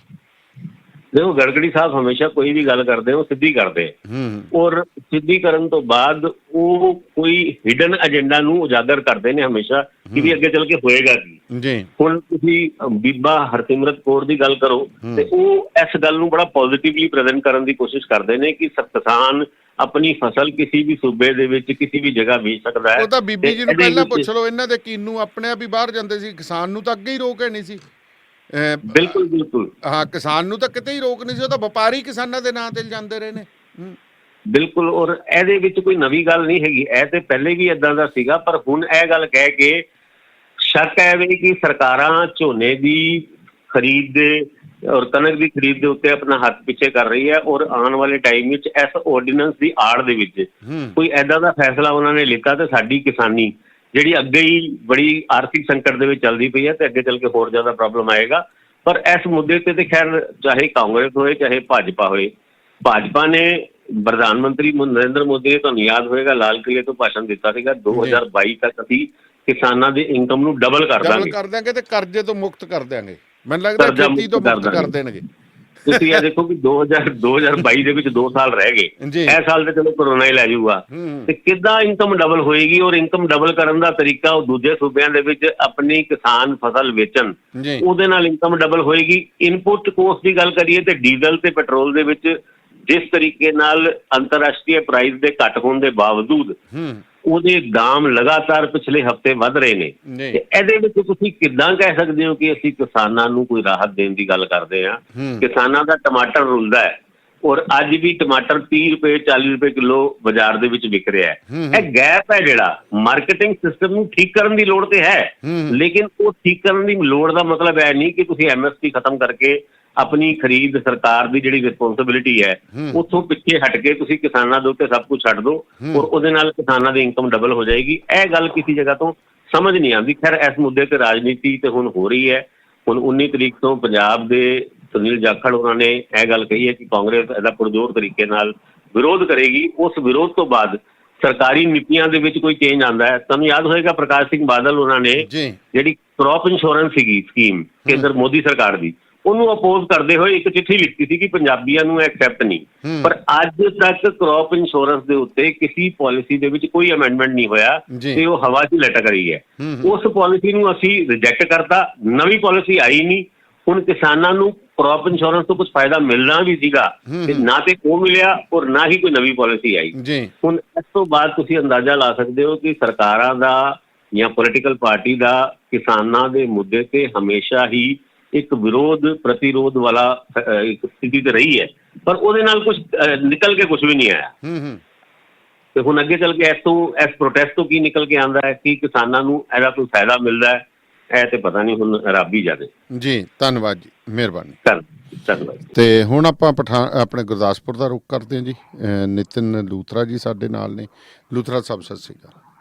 ਸਤਿ ਸ਼੍ਰੀ ਅਕਾਲ ਧੰਨਵਾਦ ਸਾਹਿਬ। ਲੂਥਰਾ ਸਾਹਿਬ ਵੈਸੇ ਇੱਕ ਸਾਡੇ ਜੱਟਾਂ ਦੀ ਗੱਲ ਕਰਦੇ ਆ, ਕਿਸਾਨਾਂ ਦੀ ਗੱਲ ਕਰਦੇ ਆ। ਪੁਰਾਣੀ ਕਹਾਵਤ ਹੈ, ਕਹਿੰਦੇ ਕਿ ਜੱਦੀ ਪਿੰਡ ਛੱਡ ਕੇ ਜੇ ਕੋਈ ਬੰਦਾ ਦੂਜੇ ਪਿੰਡ ਜਾ ਕੇ ਜ਼ਮੀਨ ਲੈ ਲੈਂਦਾ ਨਾ ਮੁੱਲ, ਉਸ ਪਿੰਡ ਦੇ ਲੋਕ ਉਹਦੇ ਪੈਰ ਨਹੀਂ ਲੱਗਣ ਦਿੰਦੇ। ਬਹੁਤ ਔਖਾ ਹੋ ਜਾਂਦਾ ਹੈ ਵਿਚਾਰੇ ਦੇ। ਉਹ ਬਗਾਨਾ ਕਹਿੰਦੇ ਨਾ, ਹਜੇ ਤੱਕ ਸਾਡੇ ਲਹਿੰਦੇ ਪੰਜਾਬ ਦੀ ਵੰਡ ਹੋਈ ਹੈ, ਜਦੋਂ ਦਫਾੜ ਹੋਈ ਹੈ, ਸਾਡੇ ਉਹਨਾਂ ਵੀਰਾਂ ਦੇ ਗਲੇ 'ਚੋਂ ਰਫੂਜੀ ਦਾ ਮੈਡਲ ਨਹੀਂ ਹਜੇ ਉਤਰਿਆ। ਤੇ ਦੇਖ ਲਓ ਅਸੀਂ ਇੰਨੇ ਕੁ ਹੋਛੇ ਹੈ ਕਿ ਜੇ ਕੋਈ ਸਾਡੇ ਪਿੰਡ ਜ਼ਮੀਨ ਜਾਇਦਾਦ ਖਰੀਦ ਲੈਂਦਾ, ਅਸੀਂ ਉਹਦੇ ਪੈਰ ਵੀ ਨਹੀਂ ਲੱਗਣ ਦਿੰਦੇ। ਕਹਿੰਦੇ ਗੁਰਦਾਸਪੁਰ ਦੇ ਵਿੱਚ ਕਿਸੇ ਪਰਿਵਾਰ ਨੇ ਇੱਕ ਜ਼ਮੀਨ ਲਈ ਕਿਸੇ ਪਿੰਡ ਦੇ ਵਿੱਚ, ਕਹਿੰਦੇ ਉਹਨਾਂ ਨੂੰ ਜਿਸ ਦਿਨ ਉਹਨਾਂ ਨੇ ਜ਼ਮੀਨ ਲੈ ਲਈ ਉਸੇ ਦਿਨ ਤੋਂ ਹੀ ਗੁਆਂਢੀਆਂ ਨੇ ਉਹਨਾਂ ਦਾ ਲਹੂ ਪੀਣਾ ਸ਼ੁਰੂ ਕਰਤਾ ਸੀ। ਕਹਿੰਦੇ ਹੁਣ ਤਾਂ ਕਤਲ ਤੱਕ ਵੀ ਗੱਲ ਪਹੁੰਚ ਗਈ ਹੈ। ਕੀ ਹੈ ਜੀ ਮਾਮਲਾ ਸਾਰਾ? ਬਿਲਕੁਲ ਸਹੀ ਗੱਲ ਹੈ ਧੰਨਵਾਦ ਸਾਹਿਬ। ਇਹ ਦੋ ਭਰਾ ਸੀ ਸਕੇ ਜੀ। ਇਹਨਾਂ ਦੇ ਬਾਪ ਦਾਦਿਆਂ ਨੇ ਆਪਣੇ ਪਿੰਡ ਤੋਂ ਕੁਝ 6 ਕਿਲੋਮੀਟਰ ਦੂਰ ਜਗ੍ਹਾ ਲਈ ਸੀ। ਉਦੋਂ ਇਹ ਬੱਚੇ ਜੰਮੇ ਵੀ ਨਹੀਂ ਸੀ। ਉਸ ਤੋਂ ਬਾਅਦ ਜਿਨ੍ਹਾਂ ਕੋਲੋਂ ਨਹੀਂ ਸੀਗਾ ਜੀ, ਉਹ ਬੰਦੇ ਹੁਣ ਜਿਹੜੇ ਆ ਰਿਟਾਇਰਡ ਹੋ ਕੇ ਉਹ ਫੌਜ 'ਚ ਸਨ ਤੇ ਰਿਟਾਇਰਡ ਹੋ ਕੇ ਵਾਪਸ ਆਏ ਨੇ ਜੀ। ਤੇ ਇਹ ਬੱਚੇ ਹੁਣ ਜਵਾਨ ਹੋ ਗਏ। ਇਹਨਾਂ ਨੇ ਕੀ ਕੀਤਾ, 1 ਕਿੱਲਾ ਪਹਿਲੀ ਹੋਰ ਨਾਲ ਲੱਗਦੀ ਜ਼ਮੀਨ ਨਾਲ ਲੈ ਲਈ। ਅੱਛਾ ਜੀ। ਇਹਨਾਂ ਚੋਂ ਇੱਕ ਲੜਕਾ ਜਿਹੜਾ ਵਾ ਉਹ ਫਰਾਂਸ ਤੋਂ ਵਾਪਸ ਆਇਆ ਸੀ ਕਰੀਬ 6 ਮਹੀਨੇ ਪਹਿਲਾਂ। ਅੱਛਾ ਜੀ। 5 ਮਹੀਨੇ ਪਹਿਲਾਂ ਉਹਦਾ ਵਿਆਹ ਹੋਇਆ ਜੀ। ਦੂਸਰਾ ਭਰਾ ਜਿਹਦਾ ਕਤਲ ਹੋਇਆ ਵਾ, ਉਹਦਾ ਕੋਈ 6-8 ਮਹੀਨੇ ਦਾ ਬੱਚਾ ਵਾ। ਅੱਛਾ ਜੀ। ਮਾਂ ਜਿਹੜੀ ਆ ਉਹ ਦਿਮਾਗ ਤੋਂ ਵੀ ਸਿੱਧੀ ਆ, ਭੈਣ ਵੀ ਦਿਮਾਗ ਤੋਂ ਸਿੱਧੀ ਆ, ਤੇ ਪਿਤਾ ਜਿਹੜਾ ਵਾ ਉਹ ਸਵਰਗਵਾਸ ਹੋ ਗਿਆ ਵਾ। ਇੱਕ ਭਰਾ ਵਾ ਵੱਡਾ ਜੀ, ਉਹ ਅਰਬ ਕੰਟਰੀ ਦੇ ਵਿੱਚ ਰੋਜੀ ਰੋਟੀ ਲਈ ਗਿਆ। ਬਟ ਮਾਰਜਨਲ ਫਾਰਮਰ ਕਹਿੰਦੇ ਜਮਾ। ਹੁਣ ਮਸਲਾ ਇਹ ਆ ਵੀ ਜਦੋਂ ਜਿਹੜੇ ਬੰਦੇ ਨੇ ਅੱਜ ਕਤਲ ਕੀਤਾ, ਇਹ ਸਾਬਕਾ ਫੌਜੀ ਆ ਜੀ। ਇਹਦਾ ਸ਼ਰੀਕੇ ਬਰਾਦਰੀ ਦੇ ਵੀ 5-4 ਬੰਦੇ ਫੌਜ ਤੋਂ ਰਿਟਾਇਰਮੈਂਟ ਲੈ ਕੇ ਆਏ ਨੇ। ਇੱਕ ਦੋ ਚੀਜ਼ ਦੱਸਿਆ ਜਾਂਦਾ ਕਿ ਪੁਲਿਸ 'ਚ ਵੀ ਨੇ ਇਹਨਾਂ ਦੇ ਪੰਜਾਬ ਦੇ। ਅੱਛਾ, ਪੁਲਿਸ 'ਚ ਵੀ ਹੈਗੇ ਆ। ਹਾਂਜੀ, ਜਦੋਂ ਦਾ ਇਹ ਰਿਟਾਇਰਮੈਂਟ ਲੈ ਗਿਆ ਉਦੋਂ ਦਾ ਇਹਨਾਂ ਮੁੰਡਿਆਂ ਨੂੰ ਤੰਗ ਕਰਦਾ ਸੀ ਕਿ ਮੇਰੀ ਪੈਲੀ ਦੇ ਦਿਓ, ਜਿਹੜੀ ਪੈਲੀ 30 ਸਾਲ ਪਹਿਲਾਂ ਵੇਚੀ ਸੀ ਉਸੇ ਭਾਅ ਨਾਲ ਦੁਬਾਰਾ ਮੁੜੋ। ਲੈ ਦੱਸ, ਇਹ ਕਿੱਧਰ ਦੀ ਕਹਾਣੀ ਹੋ ਗਈ ਗਾਂ? ਇਹ ਕੀ ਕਹਿੰਦੇ ਆ, ਉਹ ਹੱਕ ਸ਼ੁਬੇ ਵਾਲਾ ਕੇਸ ਆ ਵੀ ਜਿਹੜਾ ਤੂੰ ਹੱਕ ਸ਼ੁਬਾ ਕਰ ਦੇਗਾ? ਉਹ ਨਹੀਂ, ਜਦੋਂ ਗੱਲ ਬਣੀ ਤਾਂ 1 ਕਿੱਲਾ ਜਿਹੜੀ ਮੁੰਡਿਆਂ ਨੇ ਕੁਝ ਸਵਾ ਪਹਿਲਾਂ ਖਰੀਦੀ ਸੀ, ਕੁਝ ਸਾਲ ਪਹਿਲਾਂ ਖਰੀਦੀ ਸੀ, ਉਹਦੀ ਵੱਟ ਇਹ ਵਾਹ ਦਿੰਦਾ ਸੀ। ਅੱਛਾ। ਤੇ ਕਹਿੰਦਾ ਸੀ ਮੇਰੇ ਕੋਲ ਪੈਸੇ ਲੈ ਤੇ ਮੈਨੂੰ ਇਹ ਕਿੱਲਾ ਦੇ ਮੇਰੇ ਪੈਸੇ ਦਾ। ਅੱਛਾ, ਉਹਨਾਂ ਤਾਂ ਮੋੜ ਹੀ ਦੇ ਕਹਿੰਦੇ। ਅੱਛਾ, ਉਹਨਾਂ ਨੂੰ ਮੋੜ ਹੀ ਦੇਣਾ ਹੁਣ। ਤੇ ਜਦੋਂ ਇਹ ਗੱਲ ਪਿਛਲੇ 3-4 ਦਿਨ ਤੋਂ ਇਹਨਾਂ ਨੇ ਇੱਕ ਵਾਰੀ ਉੱਤੇ ਹਮਲਾ ਕਰਨਾ ਸ਼ੁਰੂ ਕੋਸ਼ਿਸ਼ ਕੀਤੀ, ਪਰ ਚਲੋ ਗੱਲ ਬਣੀ ਨਾ। ਤੇ ਅੱਜ ਸਵੇਰੇ ਜਦੋਂ ਆਪਣੀ ਪੈਲੀ 'ਚ ਆਏ ਤਾਂ ਇਹਨਾਂ ਨੇ ਜੋ ਦੱਸਿਆ ਜਾਂਦਾ ਹੈ ਸੂਤਰਾਂ ਅਨੁਸਾਰ ਕਿ ਅੱਧਾ ਘੰਟਾ ਦੋਵਾਂ ਪਾਸਿਓਂ ਸੜਕ ਬਲਾਕ ਕਰਤੀ। ਮੁੰਡਿਆਂ ਨੂੰ ਪੈਲੀ 'ਚ ਘੇਰ ਲਿਆ ਤੇ ਕੋਈ 5-7 ਬੰਦਿਆਂ ਨੇ ਰਲ ਕੇ ਬਾਹਾਂ ਫੜ ਕੇ ਛਾਤੀ 'ਚ ਗੋਲੀਆਂ ਮਾਰੀਆਂ ਜੀ। ਦੱਸੋ। ਅੱਛਾ, ਵੀ ਗੈਂਗਵਾਰੀ ਹੋ ਗਈ, ਪੂਰਾ ਆਪਦਾ ਗਰੁੱਪ ਹੀ ਬਣਾ ਲਿਆ। ਹਾਂਜੀ। ਜੋ ਲੜਕੇ ਦਾ ਚਾਚੇ ਨੇ ਸਾਡੇ ਨਾਲ ਗੱਲਬਾਤ ਦੌਰਾਨ ਦੱਸਿਆ, ਉਹ ਕਹਿੰਦਾ ਬਾਹਾਂ ਫੜ ਕੇ ਛਾਤੀ 'ਚ ਗੋਲੀਆਂ ਮਾਰੀਆਂ ਔਰ ਉਸ ਤੋਂ ਬਾਅਦ ਪੈਲੀ 'ਚੋਂ ਧੂ ਕੇ ਤੇ ਲਾਸ਼ ਜਿਹੜੀ ਸੀ ਨਾਲ ਲੱਗਦਾ ਪੈਲੀ ਦੇ ਨਾਲ ਹੀ ਉਹਨਾਂ ਦਾ ਘਰ ਵਾਲੀ ਪੈਲੀ 'ਚ ਹੀ ਘਰ ਕਿਹਾ ਜਾ ਸਕਦਾ ਡੇਰਾ ਜੀ ਉੱਥੇ ਢੂਕ ਕੇ ਲੈ ਗਏ ਅੰਦਰ ਤਾਂ ਕਿ ਗੱਲ ਇਹ ਬਣ ਸਕੇ ਵੀ ਇਹ ਸਾਡੇ ਘਰ ਆ ਕੇ ਪਏ ਤੇ ਅਸੀਂ ਉਹਨਾਂ ਨੂੰ ਸੈਲਫ ਡਿਫੈਂਸ ਗੋਲੀਬਾਰ ਤੇ ਇੰਨਾ ਦਰਦਨਾਕ ਹਾਦਸਾ ਸੀ ਦਾਨੇਵਾਲੀ ਸਾਹਿਬ ਜੀ ਕਿ ਦੋ ਭਰਾ, ਇੱਕ ਦੀ ਉਮਰ 23 ਸਾਲ ਤੇ ਦੂਜੇ ਦੀ ਕੋਈ 27 ਸਾਲ। ਦੱਸੋ ਘਰ ਉਜਾੜਤਾ ਤੇ ਆਪ ਕਿਹੜਾ ਹੁਣ ਸੌਖਾ ਰਹੇ ਜੀ? ਹੱਥਾਂ ਦੀ ਮਹਿੰਦੀ ਨਹੀਂ ਲੱਥੀ ਉਸ ਔਰਤ ਦੀ ਜਿਹਦਾ ਕੋਈ 4 ਮਹੀਨੇ ਪਹਿਲਾਂ ਵਿਆਹ ਹੋਇਆ। ਘਰ 'ਚ ਕੋਈ ਵਿਅਕਤੀ ਮਤਲਬ ਮਰਦ ਬਚਿਆ ਨਹੀਂ। ਜੀ ਜੀ ਜਿਹੜਾ ਬਚਿਆ ਉਹ ਵਿਦੇਸ਼ 'ਚ ਬੈਠਾ। ਜੀ ਜੀ ਤੇ ਵੱਡਾ ਗੱਲ ਇਹ ਤੁਹਾਡੇ ਵਾਲੀ ਵੀ ਉਹ ਕਹਾਵਤ ਹੈਗੀ ਆ ਨਾ ਜੀ, ਜੱਟ ਗੰਨਾ ਨਹੀਂ ਦਿੰਦਾ ਗੁੜ ਦੀ ਰੇਹੜੀ ਦੇ ਦਿੰਦਾ ਜੀ। ਬਿਲਕੁਲ ਹੁਣ ਸਾਰਾ ਕੁਝ ਦੇਊਗਾ, ਹੁਣ ਸਾਰਾ ਕੁਝ ਹੀ ਦੇਊਗਾ। ਜਦੋਂ ਉਹ ਵੱਡੇ ਉੱਥੇ ਦਾਲ ਪੀਣੀ ਪਈ ਨਾ, ਹਾਂਜੀ, ਉਹ ਕਹਿੰਦੇ ਹੁੰਦੇ ਤੁਸੀਂ 2 ਮਿੰਟ ਅੰਦਰ ਬੁਖਾਰ ਚੜੇ ਤੋਂ ਰਹਿ ਕੇ ਦਿਖਾਓ, ਇਹ ਤਾਂ ਫੇਰ ਵੀ ਕਤਲ ਦੇ ਕੇਸ ਨੇ। ਕਤਲ ਦੇ ਕੇਸ ਨੇ ਜੀ। ਤੇ ਪੁਰਾਣੇ ਬਜ਼ੁਰਗ ਕਹਿੰਦੇ ਹੁੰਦੇ ਸੀ ਵੀ ਕਤਲ ਜਿੱਦਾਂ ਕੋਲ ਹੋ ਜਾਂਦਾ ਉਹਨਾਂ ਦੇ ਚੁੱਲ੍ਹਿਆਂ ਤੇ ਘਾਹ ਉੱਗ ਜਾਂਦਾ। ਬਿਲਕੁਲ ਬਿਲਕੁਲ, ਕਤਲਾਂ ਦੇ ਕੇਸ ਜੇ ਪੈ ਗਏ ਚੁੱਲ੍ਹਿਆਂ ਵਿੱਚ ਘਾਹ ਉੱਗ ਪੈਣੇ, ਐਵੇਂ ਨਹੀਂ ਕਹਿਣਾ ਪੈਣਾ। ਸਾਡਾ ਪੰਜਾਬ ਅਜੇ ਵੀ ਰਵਾਇਤੀ ਗੱਲਾਂ ਨਹੀਂ ਛੱਡਦਾ ਜਿਹੜੀ ਕਿ ਛੱਡਣ ਦੀ ਹੁਣ ਲੋੜ ਆ। ਉਹ ਪਰ ਅੱਧੇ ਤੋਂ ਵੱਧ ਤਾਂ ਸਾਡੇ ਗਾਉਣ ਵਾਲੇ ਨਹੀਂ ਟਿਕਣ ਦਿੰਦੇ ਜੀ। ਉਹ ਵੀ ਕਹਿੰਦੇ ਵੀ ਬੰਦੇ ਮਾਰ ਕੇ ਅਸੀਂ ਰੋਟੀ ਖਾਂਦੇ ਆ। ਉਹ ਤੇ ਗੱਲ ਤੁਹਾਡੀ ਦਾਦਾ ਵਾਲੀ ਸਾਹਿਬ ਠੀਕ ਆ, ਜਿਹੜਾ ਇਹ ਗੱਲ ਕਹਿੰਦਾ ਸੀ ਉਹ ਕੱਲ ਮੀਡੀਆ ਨੂੰ ਗਾਲਾਂ ਕੱਢੀ ਫਿਰਦਾ। ਸੋ ਕਹਿੰਦਾ ਮੁੱਦੇ ਕੋਈ ਖਬਰਾਂ ਲਾਉਂਦੇ ਹੋ ਸਾਡੀਆਂ। ਅੱਛਾ, ਸਾਨੂੰ ਕਹਿੰਦਾ ਵੀ ਹੋਰ ਬੜੇ ਕੰਮ ਨੇ, ਤੁਹਾਨੂੰ ਤੁਹਾਡਾ ਦੇਖ ਲਾਂਗੇ ਬਾਅਦ ਚ। ਤੁਸੀਂ ਵੀ ਕਹਿੰਦਾ ਆਓ ਉਂਗਲਾਂ ਲਈ ਫਿਰਦੇ। ਦੱਸ ਆਹ ਤੇ ਹਾਲ ਹੋ ਗਿਆ ਗਾਉਣ ਵਾਲਿਆਂ ਦਾ ਵੀ। ਨਹੀਂ, ਮੈਂ ਉਹੀ ਗੱਲ ਕਰਦਾ ਵੀ ਗੱਲ ਤਾਂ ਇਹੀ ਹੈ ਨਾ ਵੀ ਅਕਸਰ ਕਿਹਾ ਜਾਂਦਾ ਕਿ ਫਿਰ ਕਹਿੰਦੇ ਕਿ ਮੀਡੀਆ ਜਿਹੜਾ, ਗੱਲ ਸੁਣੋ, ਮੀਡੀਆ ਦੇ ਵਿੱਚ ਵੀ ਮੈਂ ਇੱਕ ਸ਼ਰੇਆਮ ਇੱਕ ਗੱਲ ਕਹਿਣਾ ਕਿ ਮੀਡੀਆ ਦਾ ਵੀ ਮੀਡੀਆ ਦਾ ਕਸੂਰ ਨਹੀਂ ਹੈਗਾ ਇੱਥੇ। ਸਾਨੂੰ ਇੱਕ ਡਿਫਰੈਂਸ਼ੀਏਟ ਕਰਨਾ ਪੈਣਾ। ਲੂਥਰਾ ਸਾਹਿਬ, ਆਪਾਂ ਮੇਨ ਸਟ੍ਰੀਮ ਮੀਡੀਆ 'ਚ ਕੰਮ ਕਰਦੇ ਹਾਂ। ਹੁਣ ਕਈ ਪੇਜ ਨੇ ਉਹ ਕੰਟੈਂਟ ਕ੍ਰੀਏਟਰ ਨੇ ਜੀ, ਬਿਲਕੁਲ, ਨਾ ਉਹਨਾਂ ਦਾ ਕੋਈ ਚੈਨਲ ਹੈ, ਨਾ ਉਹਨਾਂ ਨੂੰ ਮਾਨਤਾ ਹੈ, ਨਾ ਉਹਨਾਂ ਨੂੰ ਤੁਸੀਂ ਪੱਤਰਕਾਰ ਕਹਿ ਸਕਦੇ ਹੋ। ਹੁਣ ਜਿਹੜੇ ਬੰਦੇ ਬੀਬੀ MLA ਦੇ ਹਨੀਮੂਨ ਰੂਮ ਦੇ ਵਿੱਚ ਵੜ ਕੇ ਉੱਥੇ ਫੁੱਲ ਦਿਖਾ ਸਕਦੇ ਨੇ, ਪਕੌੜੇ ਦੱਸ ਸਕਦੇ ਕਿ ਮਿੱਠਾ ਬਣਿਆ ਕਿ ਠੰਡਾ ਬਣਿਆ ਹੈ, ਠੀਕ ਹੈ ਜੀ, ਉਹ ਜਾ ਕੇ ਜਦੋਂ ਇਹੋ ਜਿਹੀਆਂ ਗੱਲਾਂ ਕਰਨਗੇ ਛਿੱਤਰ ਉਹਨਾਂ ਦੇ ਵੀ ਪੈਣੇ ਚਾਹਣੇ। ਮੈਂ ਸਿੱਧੀ ਗੱਲ ਕਹਿਣਾ ਇਹਦੇ ਦਾਦੇ ਵਾਲੀ ਸਰ ਬਿਲਕੁਲ ਤੁਸੀਂ ਸਹੀ ਗੱਲ ਕੀਤੀ ਆ। ਚੁੰਮੇ ਵਾਲੀ ਭਾਬੀ ਦੇ ਜਿਹੜੇ ਚੁੰਮੇ ਵਾਲੀ ਭਾਬੀ ਦੀਆਂ ਵੀਡੀਓ ਇੰਟਰਵਿਊਆਂ ਕਰਦੇ, ਦੱਸੋ ਇਹ ਨਾ ਪੱਤਰਕਾਰਾਂ ਦਾ ਬਦਨਾਮ ਹੁੰਦਾ ਜੀ? ਨਾ ਪੱਤਰਕਾਰਾਂ ਦਾ ਬਦਨਾਮ, ਇਹਨੂੰ ਤੁਸੀਂ ਜਦੋਂ ਦੱਸੋ ਚੁੰਮੇ ਵਾਲੀ ਭਾਬੀ ਸ਼ਰੇਆਮ ਕਹਿੰਦੀ ਆ ਕੇ ਆਪ ਇੱਕ ਪੱਟ ਦੇ ਆਪ ਇੱਕ ਚੁੰਮਾ। ਇਹ ਮਤਲਬ ਕਿੱਡੀ ਕਿ ਸਾਡੇ ਪੰਜਾਬ ਦੀ ਲਿਆਕਤ ਦੀ ਗੱਲ, ਸਾਡੀ ਪੰਜਾਬੀ ਔਰਤ ਦੇਖੋ ਉਹ ਦਫਾ ਹੋਣ। ਮੈਂ ਲੂਥਰਾ ਸਾਹਿਬ ਉਹ ਕਹਿੰਦਾ ਦਫਾ ਹੋਣ। ਮੈਂ ਇੱਕ ਚੀਜ਼ ਕਹਿੰਦਾ ਕਿ ਹਰ ਤਰ੍ਹਾਂ ਦੀ ਫਿਲਮ ਦੁਨੀਆ 'ਚ ਬਣਦੀ ਆ, ਹਰ ਤਰ੍ਹਾਂ ਦੀ ਫਿਲਮ, ਨੀਲੀ ਤੋਂ ਪੀਲੀ ਤੋਂ ਹਰ ਤਰ੍ਹਾਂ ਦੀ ਬਣਦੀ ਆ, ਉਹਨੂੰ ਲੋਕ ਦੇਖਦੇ ਨੇ। ਪਰ ਉਹ ਲੋਕ ਜਿਹੜੇ ਨੇ ਉਹ ਕੰਟੈਂਟ ਅਗਲਿਆਂ ਦਾ ਕੰਟੈਂਟ ਨੂੰ, ਪਰ ਜੇ ਹਰ ਚੀਜ਼ ਤੁਸੀਂ ਸਮਾਜ ਨੂੰ ਇਹ ਵੀ ਸੋਚਣਾ ਚਾਹੀਦਾ ਨਾ ਕਿ ਜੇ ਕੋਈ ਬੰਦਾ ਫੇਸਬੁੱਕ ਦੇ ਉੱਤੇ ਕੋਈ ਚੀਜ਼ ਪਾਈ ਜਾਂਦਾ, ਉਹ ਕਹਿੰਦਾ ਮੇਰਾ ਚੈਨਲ ਹੈ, ਉਹਨੇ ਮਾਈਕ ਹੱਥ 'ਚ ਫੜ ਕੇ ਇੱਕ ਬਣਾ ਲਿਆ, ਉਹ ਪੱਤਰਕਾਰ ਨਹੀਂ ਬਣ ਜਾਂਦਾ। ਪਰ ਗੱਲ ਕੀ ਕਰਨ ਵੀ ਉਹ ਵਿਚਾਰੇ ਲੋਕ ਵੀ ਕੀ ਕਰਨ, ਉਹਨਾਂ ਨੂੰ ਸਮਝ ਨਹੀਂ ਆਉਂਦੀ ਵੀ ਇਹ ਕੰਟੈਂਟ ਕ੍ਰੀਏਟਰ ਹੈ ਕਿ ਪੱਤਰਕਾਰ ਹੈ। ਨਾ ਕਹਿੰਦੇ ਜੀ ਅਸੀਂ ਪੱਤਰਕਾਰ ਵੱਜਦੇ ਆ, ਉਹਨੂੰ ਜੇ ਪੁੱਛ ਲਓ ਵੀ ਪੱਤਰਕਾਰ ਲਿਖ ਕੇ ਦਿਖਾ ਦੇ, ਜਰਨਲਿਸਟ ਦੇ ਸਪੈਲਿੰਗ ਬੋਲ ਕੇ ਦਿਖਾ ਦੇ, ਉਹ ਤੋਂ ਆਉਂਦੇ ਨਹੀਂ। ਤੇ ਕਰਦਾ ਹੀ ਨਹੀਂ ਹੈ ਜੀ। ਹਾਂ, ਤੇ ਸਭ ਇੱਕ ਪੰਜਾਬੀ ਦੀ ਕਹਾਵਤ ਨਹੀਂ, ਬਜ਼ੁਰਗ ਸੁਣਾਉਂਦੇ ਜਿੰਨੇ ਲੁੱਟੇ ਉਹਨੇ ਉਸੇ ਜੀ। ਹਾਂ, ਬਿਲਕੁਲ ਸਹੀ ਗੱਲ ਹੈ। ਉਹ ਤੁਸੀਂ ਸਿਆਣੇ ਪੱਤਰਕਾਰ ਦਾ ਪਿੱਛੇ ਰਹਿ ਜਾਂਦੇ, ਸਭ ਤੋਂ ਪਹਿਲਾਂ ਤਾਂ ਇਹ ਪਹੁੰਚਦੇ ਹਰੇਕ ਉੱਤੇ ਕੰਮ ਲਈ।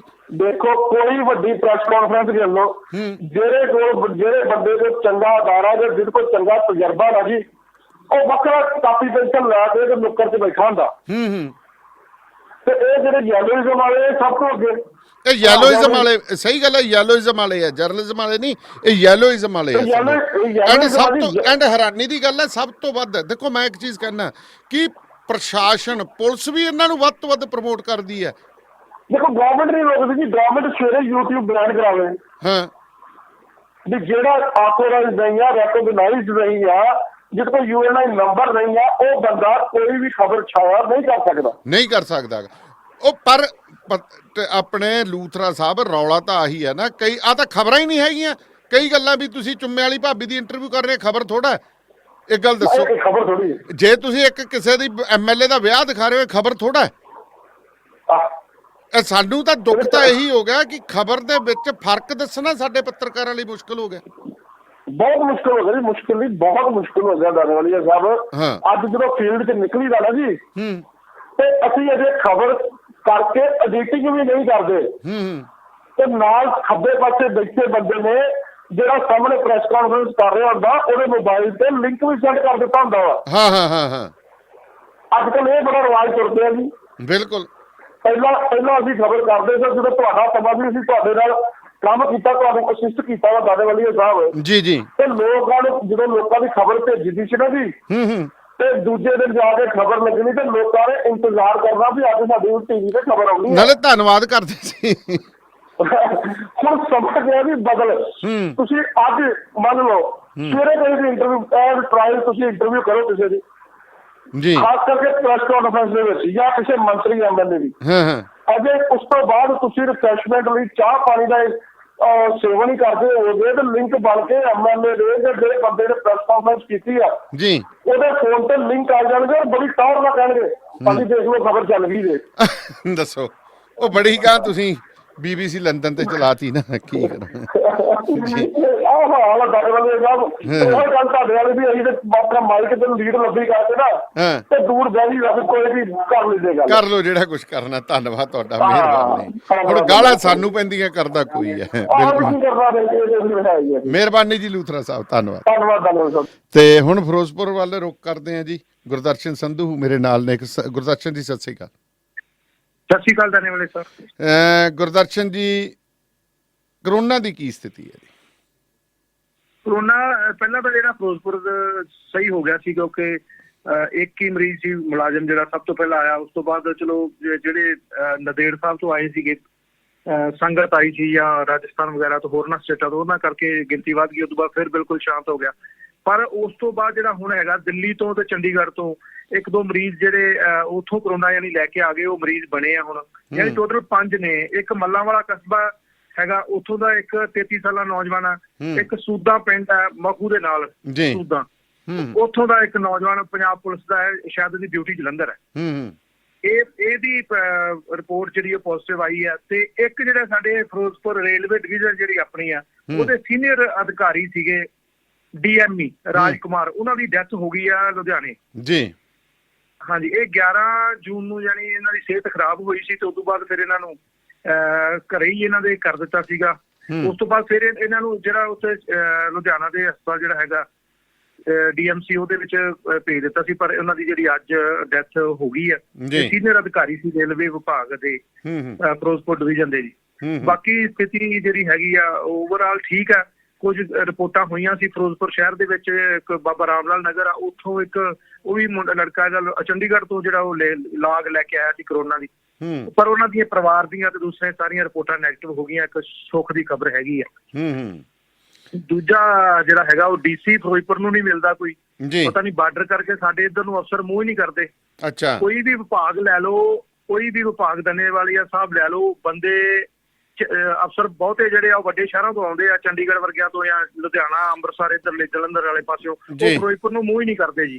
ਚਾਹੇ ਉਹ ਜਿਹੜਾ ਹੈਗਾ ਪਸ਼ੂ ਪਾਲਣ ਵਿਭਾਗ ਦਾ ਹੋਵੇ, ਕੋਈ ਵੀ ਤੁਸੀਂ ਖੇਤੀਬਾੜੀ ਦਾ ਲੈ ਲਓ, ਕੋਈ ਵੀ ਅਫਸਰ ਜਿਹੜਾ ਹੈਗਾ ਉਹ ਫਿਰੋਜ਼ਪੁਰ ਨੂੰ ਮੂੰਹ ਕਰਕੇ ਰਾਜੀ ਨਹੀਂ। ਤੇ ਹੁਣ ਇਹੀ ਹੋਇਆ ਵੀ ਕੁਲਵੰਤ ਸਿੰਘ DC ਸਾਡੇ ਸੀਗੇ, ਆ ਕਰੋਨਾ ਦੇ ਚੱਲਦਿਆਂ ਚੰਗਾ ਸੋਹਣਾ ਕੰਮ ਕੀਤਾ ਉਹਨਾਂ ਨੇ, ਵਧੀਆ ਲੋਕਾਂ ਨੇ ਵੀ ਉਹਨਾਂ ਨੂੰ ਸਲਾਹਿਆ। ਨਹੀਂ, ਇਹ ਇੱਕ ਗੱਲ ਦੱਸੋ, ਲੋਕ ਤਾਂ ਸਲਾਹੁੰਦੇ ਨੇ ਕਿ DC ਅਫਸਰ ਨਹੀਂ ਇੱਥੇ ਰਹਿੰਦਾ ਕਿ ਇੱਥੋਂ ਦੇ ਲੀਡਰ ਅਫਸਰਾਂ ਨੂੰ ਨਹੀਂ ਰਹਿਣ ਦਿੰਦੇ? ਦੋਵੇਂ ਗੱਲਾਂ ਆ ਜੀ। ਕਿਉਂਕਿ ਜਦੋਂ ਚੰਡੀਗੜ੍ਹ ਬੈਠੇ ਫਿਰ ਜਿਹੜਾ ਡਿਊਟੀ ਕਰ ਗਿਆ ਹੁੰਦਾ ਉਹਨੂੰ ਪੁੱਛਦੇ ਵੀ ਕੁਲਵੰਤ ਸਿੰਘ ਕਿਵੇਂ, ਤੇ ਫਿਰ ਜਦੋਂ ਅੱਗੋਂ ਦੱਸਦੇ ਨੇ ਵੀ ਉੱਥੇ ਤਾਂ ਖਿੱਚੋ ਤਾਣਾ, ਰਾਣਾ ਸੋਢੀ ਆਪਦੇ ਵੱਲ ਨੂੰ ਖਿੱਚਦਾ ਤੇ ਪਰਮਿੰਦਰ ਸਿੰਘ ਪਿੰਕੀ ਆਪਦੇ ਵੱਲ ਨੂੰ ਖਿੱਚਦਾ, ਤੇ ਉਹ ਇੰਦਰਜੀਤ ਜਿਹੜਾ ਹੈਗਾ ਕੁਲਬੀਰ ਜੀ ਦਾ ਉਹ ਆਪਦੇ ਵਿੱਚ ਨਾਲ ਪਹੁੰਚੇ ਮਾਰ ਜਾਂਦਾ। ਠੀਕ ਹੈ, ਉਹਦੇ ਕਰਕੇ ਜਿਹੜਾ ਉਹ ਅਫਸਰ ਵੀ ਆ ਕੇ ਰਾਜੀ ਨਹੀਂ ਇੱਥੇ, ਖਾਸ ਕਰਕੇ ਪੁਲਿਸ ਅਫਸਰ, ਪੁਲਿਸ ਜਿਹੜਾ ਨਾ ਉਹ ਤਾਂ ਉਹੀ ਇੱਥੇ ਕਾਢ ਕੱਢਦਾ ਜੀ, ਜਿਹੜਾ ਫਿਰ ਮਸਤ ਹੋ ਕੇ ਜਾਂ ਚੱਲੀ ਜਾਵੇ ਤੇ ਜਾਂ ਜਿਵੇਂ ਕਹਿੰਦੇ ਪੈੜ ਪਾਈ ਚੱਲੇ। ਪਰ ਗੱਲ ਅੱਗੇ ਵੀ ਸੰਧੂ ਸਾਹਿਬ ਪਹਿਲਾਂ ਗੱਲ ਪਤਾ ਸੀ, ਇੱਕ ਤਾਂ ਥਾਣਾ ਸੀ, ਥਾਣਾ ਕਹਿੰਦੇ ਕੀ ਫਲਾਨਾ ਕਿ ਤੂੰ ਘਰਿੰਡੇ ਲੱਗਿਆ, ਤੇ ਜਾਂ ਕਹਿੰਦੇ ਕੀ ਤੂੰ ਅੱਗੇ ਫਿਰੋਜ਼ਪੁਰ ਦਾ DC ਲੱਗਿਆ। ਕਿਉਂ ਗੱਲ ਪਤਾ ਕੀ ਸੀਗੀ ਕਿ ਲੁਧਿਆਣੇ ਲੁਧਿਆਣੇ ਦੇ ਨਾਲ ਸੰਧਵਾਂ ਬੇਟ ਤੇ ਉਹ 5 ਕਿਲੋਮੀਟਰ ਤੋਂ ਫਿਰੋਜ਼ਪੁਰ ਸ਼ੁਰੂ ਹੋ ਜਾਂਦਾ ਸੀ, ਉਹ ਗੰਗਾ ਨਗਰ ਨਾਲ ਜਾ ਲੱਗਦਾ ਸੀ। 300 ਕਿਲੋਮੀਟਰ ਦਾ ਜ਼ਿਲ੍ਹਾ ਸੀ ਇਹ, 300 ਕਿਲੋਮੀਟਰ ਦਾ। ਬਿਲਕੁਲ, ਹੁਣ ਤਾਂ ਦੇਖੋ ਜੀ ਗੁਰੂ ਸਾਹਿਬ ਜਾਂਦੇ ਆ ਜ਼ਿਲ੍ਹਾ ਖਤਮ ਹੋ ਜਾਂਦਾ ਹੈ। ਉਹ ਫਿਰ ਤਾਂਹੀ ਅਗਲੇ ਕਹਿ ਦਿੰਦੇ ਆ ਵੀ ਫਿਰੋਜ਼ਪੁਰ ਕਹਿਣ ਨੂੰ ਹੀ ਵੱਡਾ ਸੀਗਾ, ਹੁਣ ਤਾਂ ਆਈਜੀ ਜ਼ਿਲ੍ਹਿਆਂ 'ਚ ਲੱਗ ਗਏ ਨੇ। ਹੁਣ ਤੁਹਾਡੀ ਸਿੱਧੀ ਹਾਸੇ ਵਾਲੀ ਗੱਲ ਮੈਂ ਦੱਸਦਾ ਵੀ ਫਰੀਦਕੋਟ ਦੇ ਵਿੱਚ ਇੱਕ ਆਈਜੀ ਲਾਤਾ। ਪਹਿਲਾਂ ਫਰੀਦਕੋਟ ਐਸਐਸਪੀ ਹੁੰਦਾ ਸੀ ਤੇ ਡੀਐਸਪੀ ਹੁੰਦਾ ਸੀਗਾ ਮੁਕਤਸਰ, ਤੇ ਡੀਐਸਪੀ ਹੁੰਦਾ ਸੀ ਮੋਗੇ। ਠੀਕ ਹੈ ਜੀ, ਨਾ ਗਿੱਦੜਵੇ ਡਿਪਟੀ ਹੁੰਦਾ ਸੀ, ਨਾ ਨਿਹਾਲ ਸਿੰਘ ਵਾਲੇ ਹੁੰਦਾ ਸੀ, ਨਾ ਕਿਤੇ ਬਾਘੇ ਪੁਰਾਣੇ ਹੁੰਦਾ ਸੀ। ਤੇ ਹੁਣ ਉਹ ਜਦੋਂ 2 ਜ਼ਿਲ੍ਹੇ 3 ਬਣ ਗਏ ਫਰੀਦਕੋਟ ਚੋਂ, ਉੱਥੇ ਐਸਐਸਪੀ ਦੀ ਥਾਂ ਤੇ ਆਈਜੀ ਲੱਗ ਗਿਆ। ਹਾਂਜੀ ਆਈਜੀ ਲੱਗ ਗਿਆ। ਸੋ ਫਿਰ ਗੱਲ ਤਾਂ ਉਹੀ ਹੈ ਨਾ ਕਿ ਆਮ ਲੋਕ ਵੀ ਪਰੇਸ਼ਾਨ ਨੇ। ਬੰਗਾਰਾਂ ਦੀ ਗੱਲ ਅਸੀਂ ਹੱਸਣ ਲੱਗ ਪਏ ਵੀ ਭਾਈ ਹੁਣ ਲੋਕ ਵੀ ਕੀ ਕਰਨ ਤੇ ਦੂਜੇ ਵੀ ਕੀ ਕਰਨ, ਜਦੋਂ ਛੋਟੇ ਜ਼ਿਲ੍ਹੇ ਹੋ ਗਏ, ਅਫਸਰ ਬਾਹਲੇ ਹੋ ਗਏ, ਬੰਗਾਰਾਂ ਦਾ ਕੰਮ ਵੀ ਵੱਧ ਚੱਲ ਪਿਆ। 30 ਕਿਲੋਮੀਟਰ ਜਿਹੜਾ ਹੈ ਨਾ ਜੀ, 30 ਤੋਂ 35 ਕਿਲੋਮੀਟਰ ਦਾ ਸਫ਼ਰ ਜ਼ਿਲ੍ਹਾ ਰਹਿ ਗਿਆ ਫਿਰੋਜ਼ਪੁਰ। ਮੈਂ ਪਹਿਲਾਂ ਬਿਲਕੁਲ ਤੁਹਾਡੀ ਗੱਲ, ਮੈਂ ਹਰਿਆਣਾ ਸੋਚਦਾ ਹੁੰਦਾ ਵੀ ਹਰਿਆਣੇ 'ਚ ਇੰਨੇ ਜ਼ਿਲ੍ਹੇ ਕਿਵੇਂ ਚੱਲੀ ਜਾਂਦੇ ਆ। ਹੁਣ ਤਾਂ ਪੰਜਾਬ 'ਚ ਤਾਂ ਸਥਿਤੀ ਭੈੜੀ ਹੋ ਗਈ। ਫਿਰੋਜ਼ਪੁਰ ਦੇ ਇੱਕ ਸਾਈਡ ਤੇ ਤਾਂ ਪਾਕਿਸਤਾਨ, ਤੇ ਜੇ ਆ ਰਾਜਸਥਾਨ ਇਹਨੂੰ ਤੁਰ ਪਈਏ ਗੁਰੂ ਸਾਹਿਬ ਨੂੰ, ਫਾਜ਼ਿਲਕਾ ਨੂੰ, ਤੇ 35 ਕਿਲੋਮੀਟਰ ਤੇ ਜਾ ਕੇ ਦੂਜਾ ਜ਼ਿਲ੍ਹਾ ਸ਼ੁਰੂ ਹੋ ਜਾਂਦਾ, ਜਲਾਲਾਬਾਦ ਦਾ ਏਰੀਆ ਸ਼ੁਰੂ ਹੋ ਜਾਂਦਾ। ਇੰਨਾ ਹੀ ਫਰੀਦਕੋਟ ਵਾਲੇ ਪਾਸੇ ਆ, ਤੇ ਇੰਨਾ ਹੀ ਆ ਜੀਰੇ ਨੂੰ ਜਾਂਦੇ ਆ ਜੀ, ਮੋਗੇ ਰੋਡ ਤੇ ਵੀ ਹਨ। ਇਹ ਤਾਂ ਹਾਲ ਹੁਣ ਆਈਐਸ ਸੀਗੇ ਇੱਕ ਪੁਨੀਤ ਗੋਇਲ, ਉਹਨਾਂ ਦਾ ਹੋਇਆ ਸੀਗਾ ਵੀ ਚਾਰਜ ਲੈਣਗੇ ਪਹਿਲਾਂ ਜਦੋਂ ਬਦਲੀਆਂ ਹੋਈਆਂ। ਪੁਨੀਤ ਗੋਇਲ ਜੀ ਇੱਥੇ ਆ ਰਹੇ ਸੀ, ਪਰ ਉਹਨਾਂ ਨੇ ਇੱਥੇ ਆ ਕੇ ਆਪਦੀ ਜਿਹੜੀ ਹਾਜ਼ਰੀ ਵੀ ਨਹੀਂ ਭਰੀ, ਤੇ ਉਦੋਂ ਪਹਿਲਾਂ ਵਿੱਚੇ ਹੀ ਗੋਲਮਾਲ ਕਰਕੇ ਹੁਣ ਗੁਰਪਾਲ ਸਿੰਘ ਚਾਹਲ ਮਾਨਸਾ ਵਾਲੇ ਉਹ ਲਾਤੇ। ਬਸ ਬੰਦੇ ਤਾਂ ਬਹੁਤ ਵਧੀਆ, ਡਾਊਨ ਟੂ ਅਰਥ ਨੇ, ਬੜੇ ਐਕਸੈਸਿਬਲ ਨੇ, ਕਹਿੰਦੇ ਜਦੋਂ ਮਰਜ਼ੀ ਕਾਲ ਕਰ ਲਓ, ਅਵੇਲੇਬਲ ਨੇ। ਹਾਂਜੀ, ਪਰ ਗੱਲ ਵਿੱਚ ਇਹ ਵੀ ਸੁਣਨ ਨੂੰ ਆ ਰਹੀ ਹੈ ਕਿ ਸਾਲ ਤੱਕ ਇਹਨਾਂ ਦੀ ਰਿਟਾਇਰਮੈਂਟ ਹੈ ਸ਼ਾਇਦ। ਫਿਰ ਤਾਂ ਬਦਲੀ ਵੀ ਨਹੀਂ ਹੋਣੀ। ਵੈਸੇ ਸਾਲ ਪਹਿਲਾਂ ਜੇ ਤਾਂ ਹੋਏ 13 ਮਹੀਨੇ ਫਿਰ ਤਾਂ ਬਦਲੀ ਹੋ ਜੂ, ਜੇ ਹੋਏ 12 ਮਹੀਨੇ ਠੀਕ ਹੈ ਜੀ। ਤੁਹਾਡੇ ਅੱਗੇ 12 ਮਹੀਨੇ ਸ਼ੁਰੂ ਹੋਏ ਤਾਂ ਫਿਰ ਸਮਝ ਲਓ ਵੀ ਸਾਲ ਲਈ ਤੁਹਾਨੂੰ ਡੀਸੀ ਸਾਹਿਬ ਮਿਲ ਗਏ। ਹਾਂਜੀ ਹਾਂਜੀ। ਤੇ ਹੁਣ ਪਤਾ ਲੱਗੂ ਫਿਲਹਾਲ ਸੋਮਵਾਰ ਤੇ ਮੰਗਲਵਾਰ ਡੀਸੀ ਦੀ ਕੁਰਸੀ ਖਾਲੀ ਰਹੀ ਆ ਫਿਰੋਜ਼ਪੁਰ। ਤੇ ਬਾਕੀ ਹੁਣ ਦੇਖੋ ਕਿਹੜੇ ਅਫਸਰ ਲੱਗਦੇ ਨੇ ਤੇ ਕਿਵੇਂ ਫਿਰੋਜ਼ਪੁਰ ਨੂੰ ਸੰਭਾਲਦੇ ਨੇ। ਜੀ ਧੰਨਵਾਦ ਸਾਹਿਬ।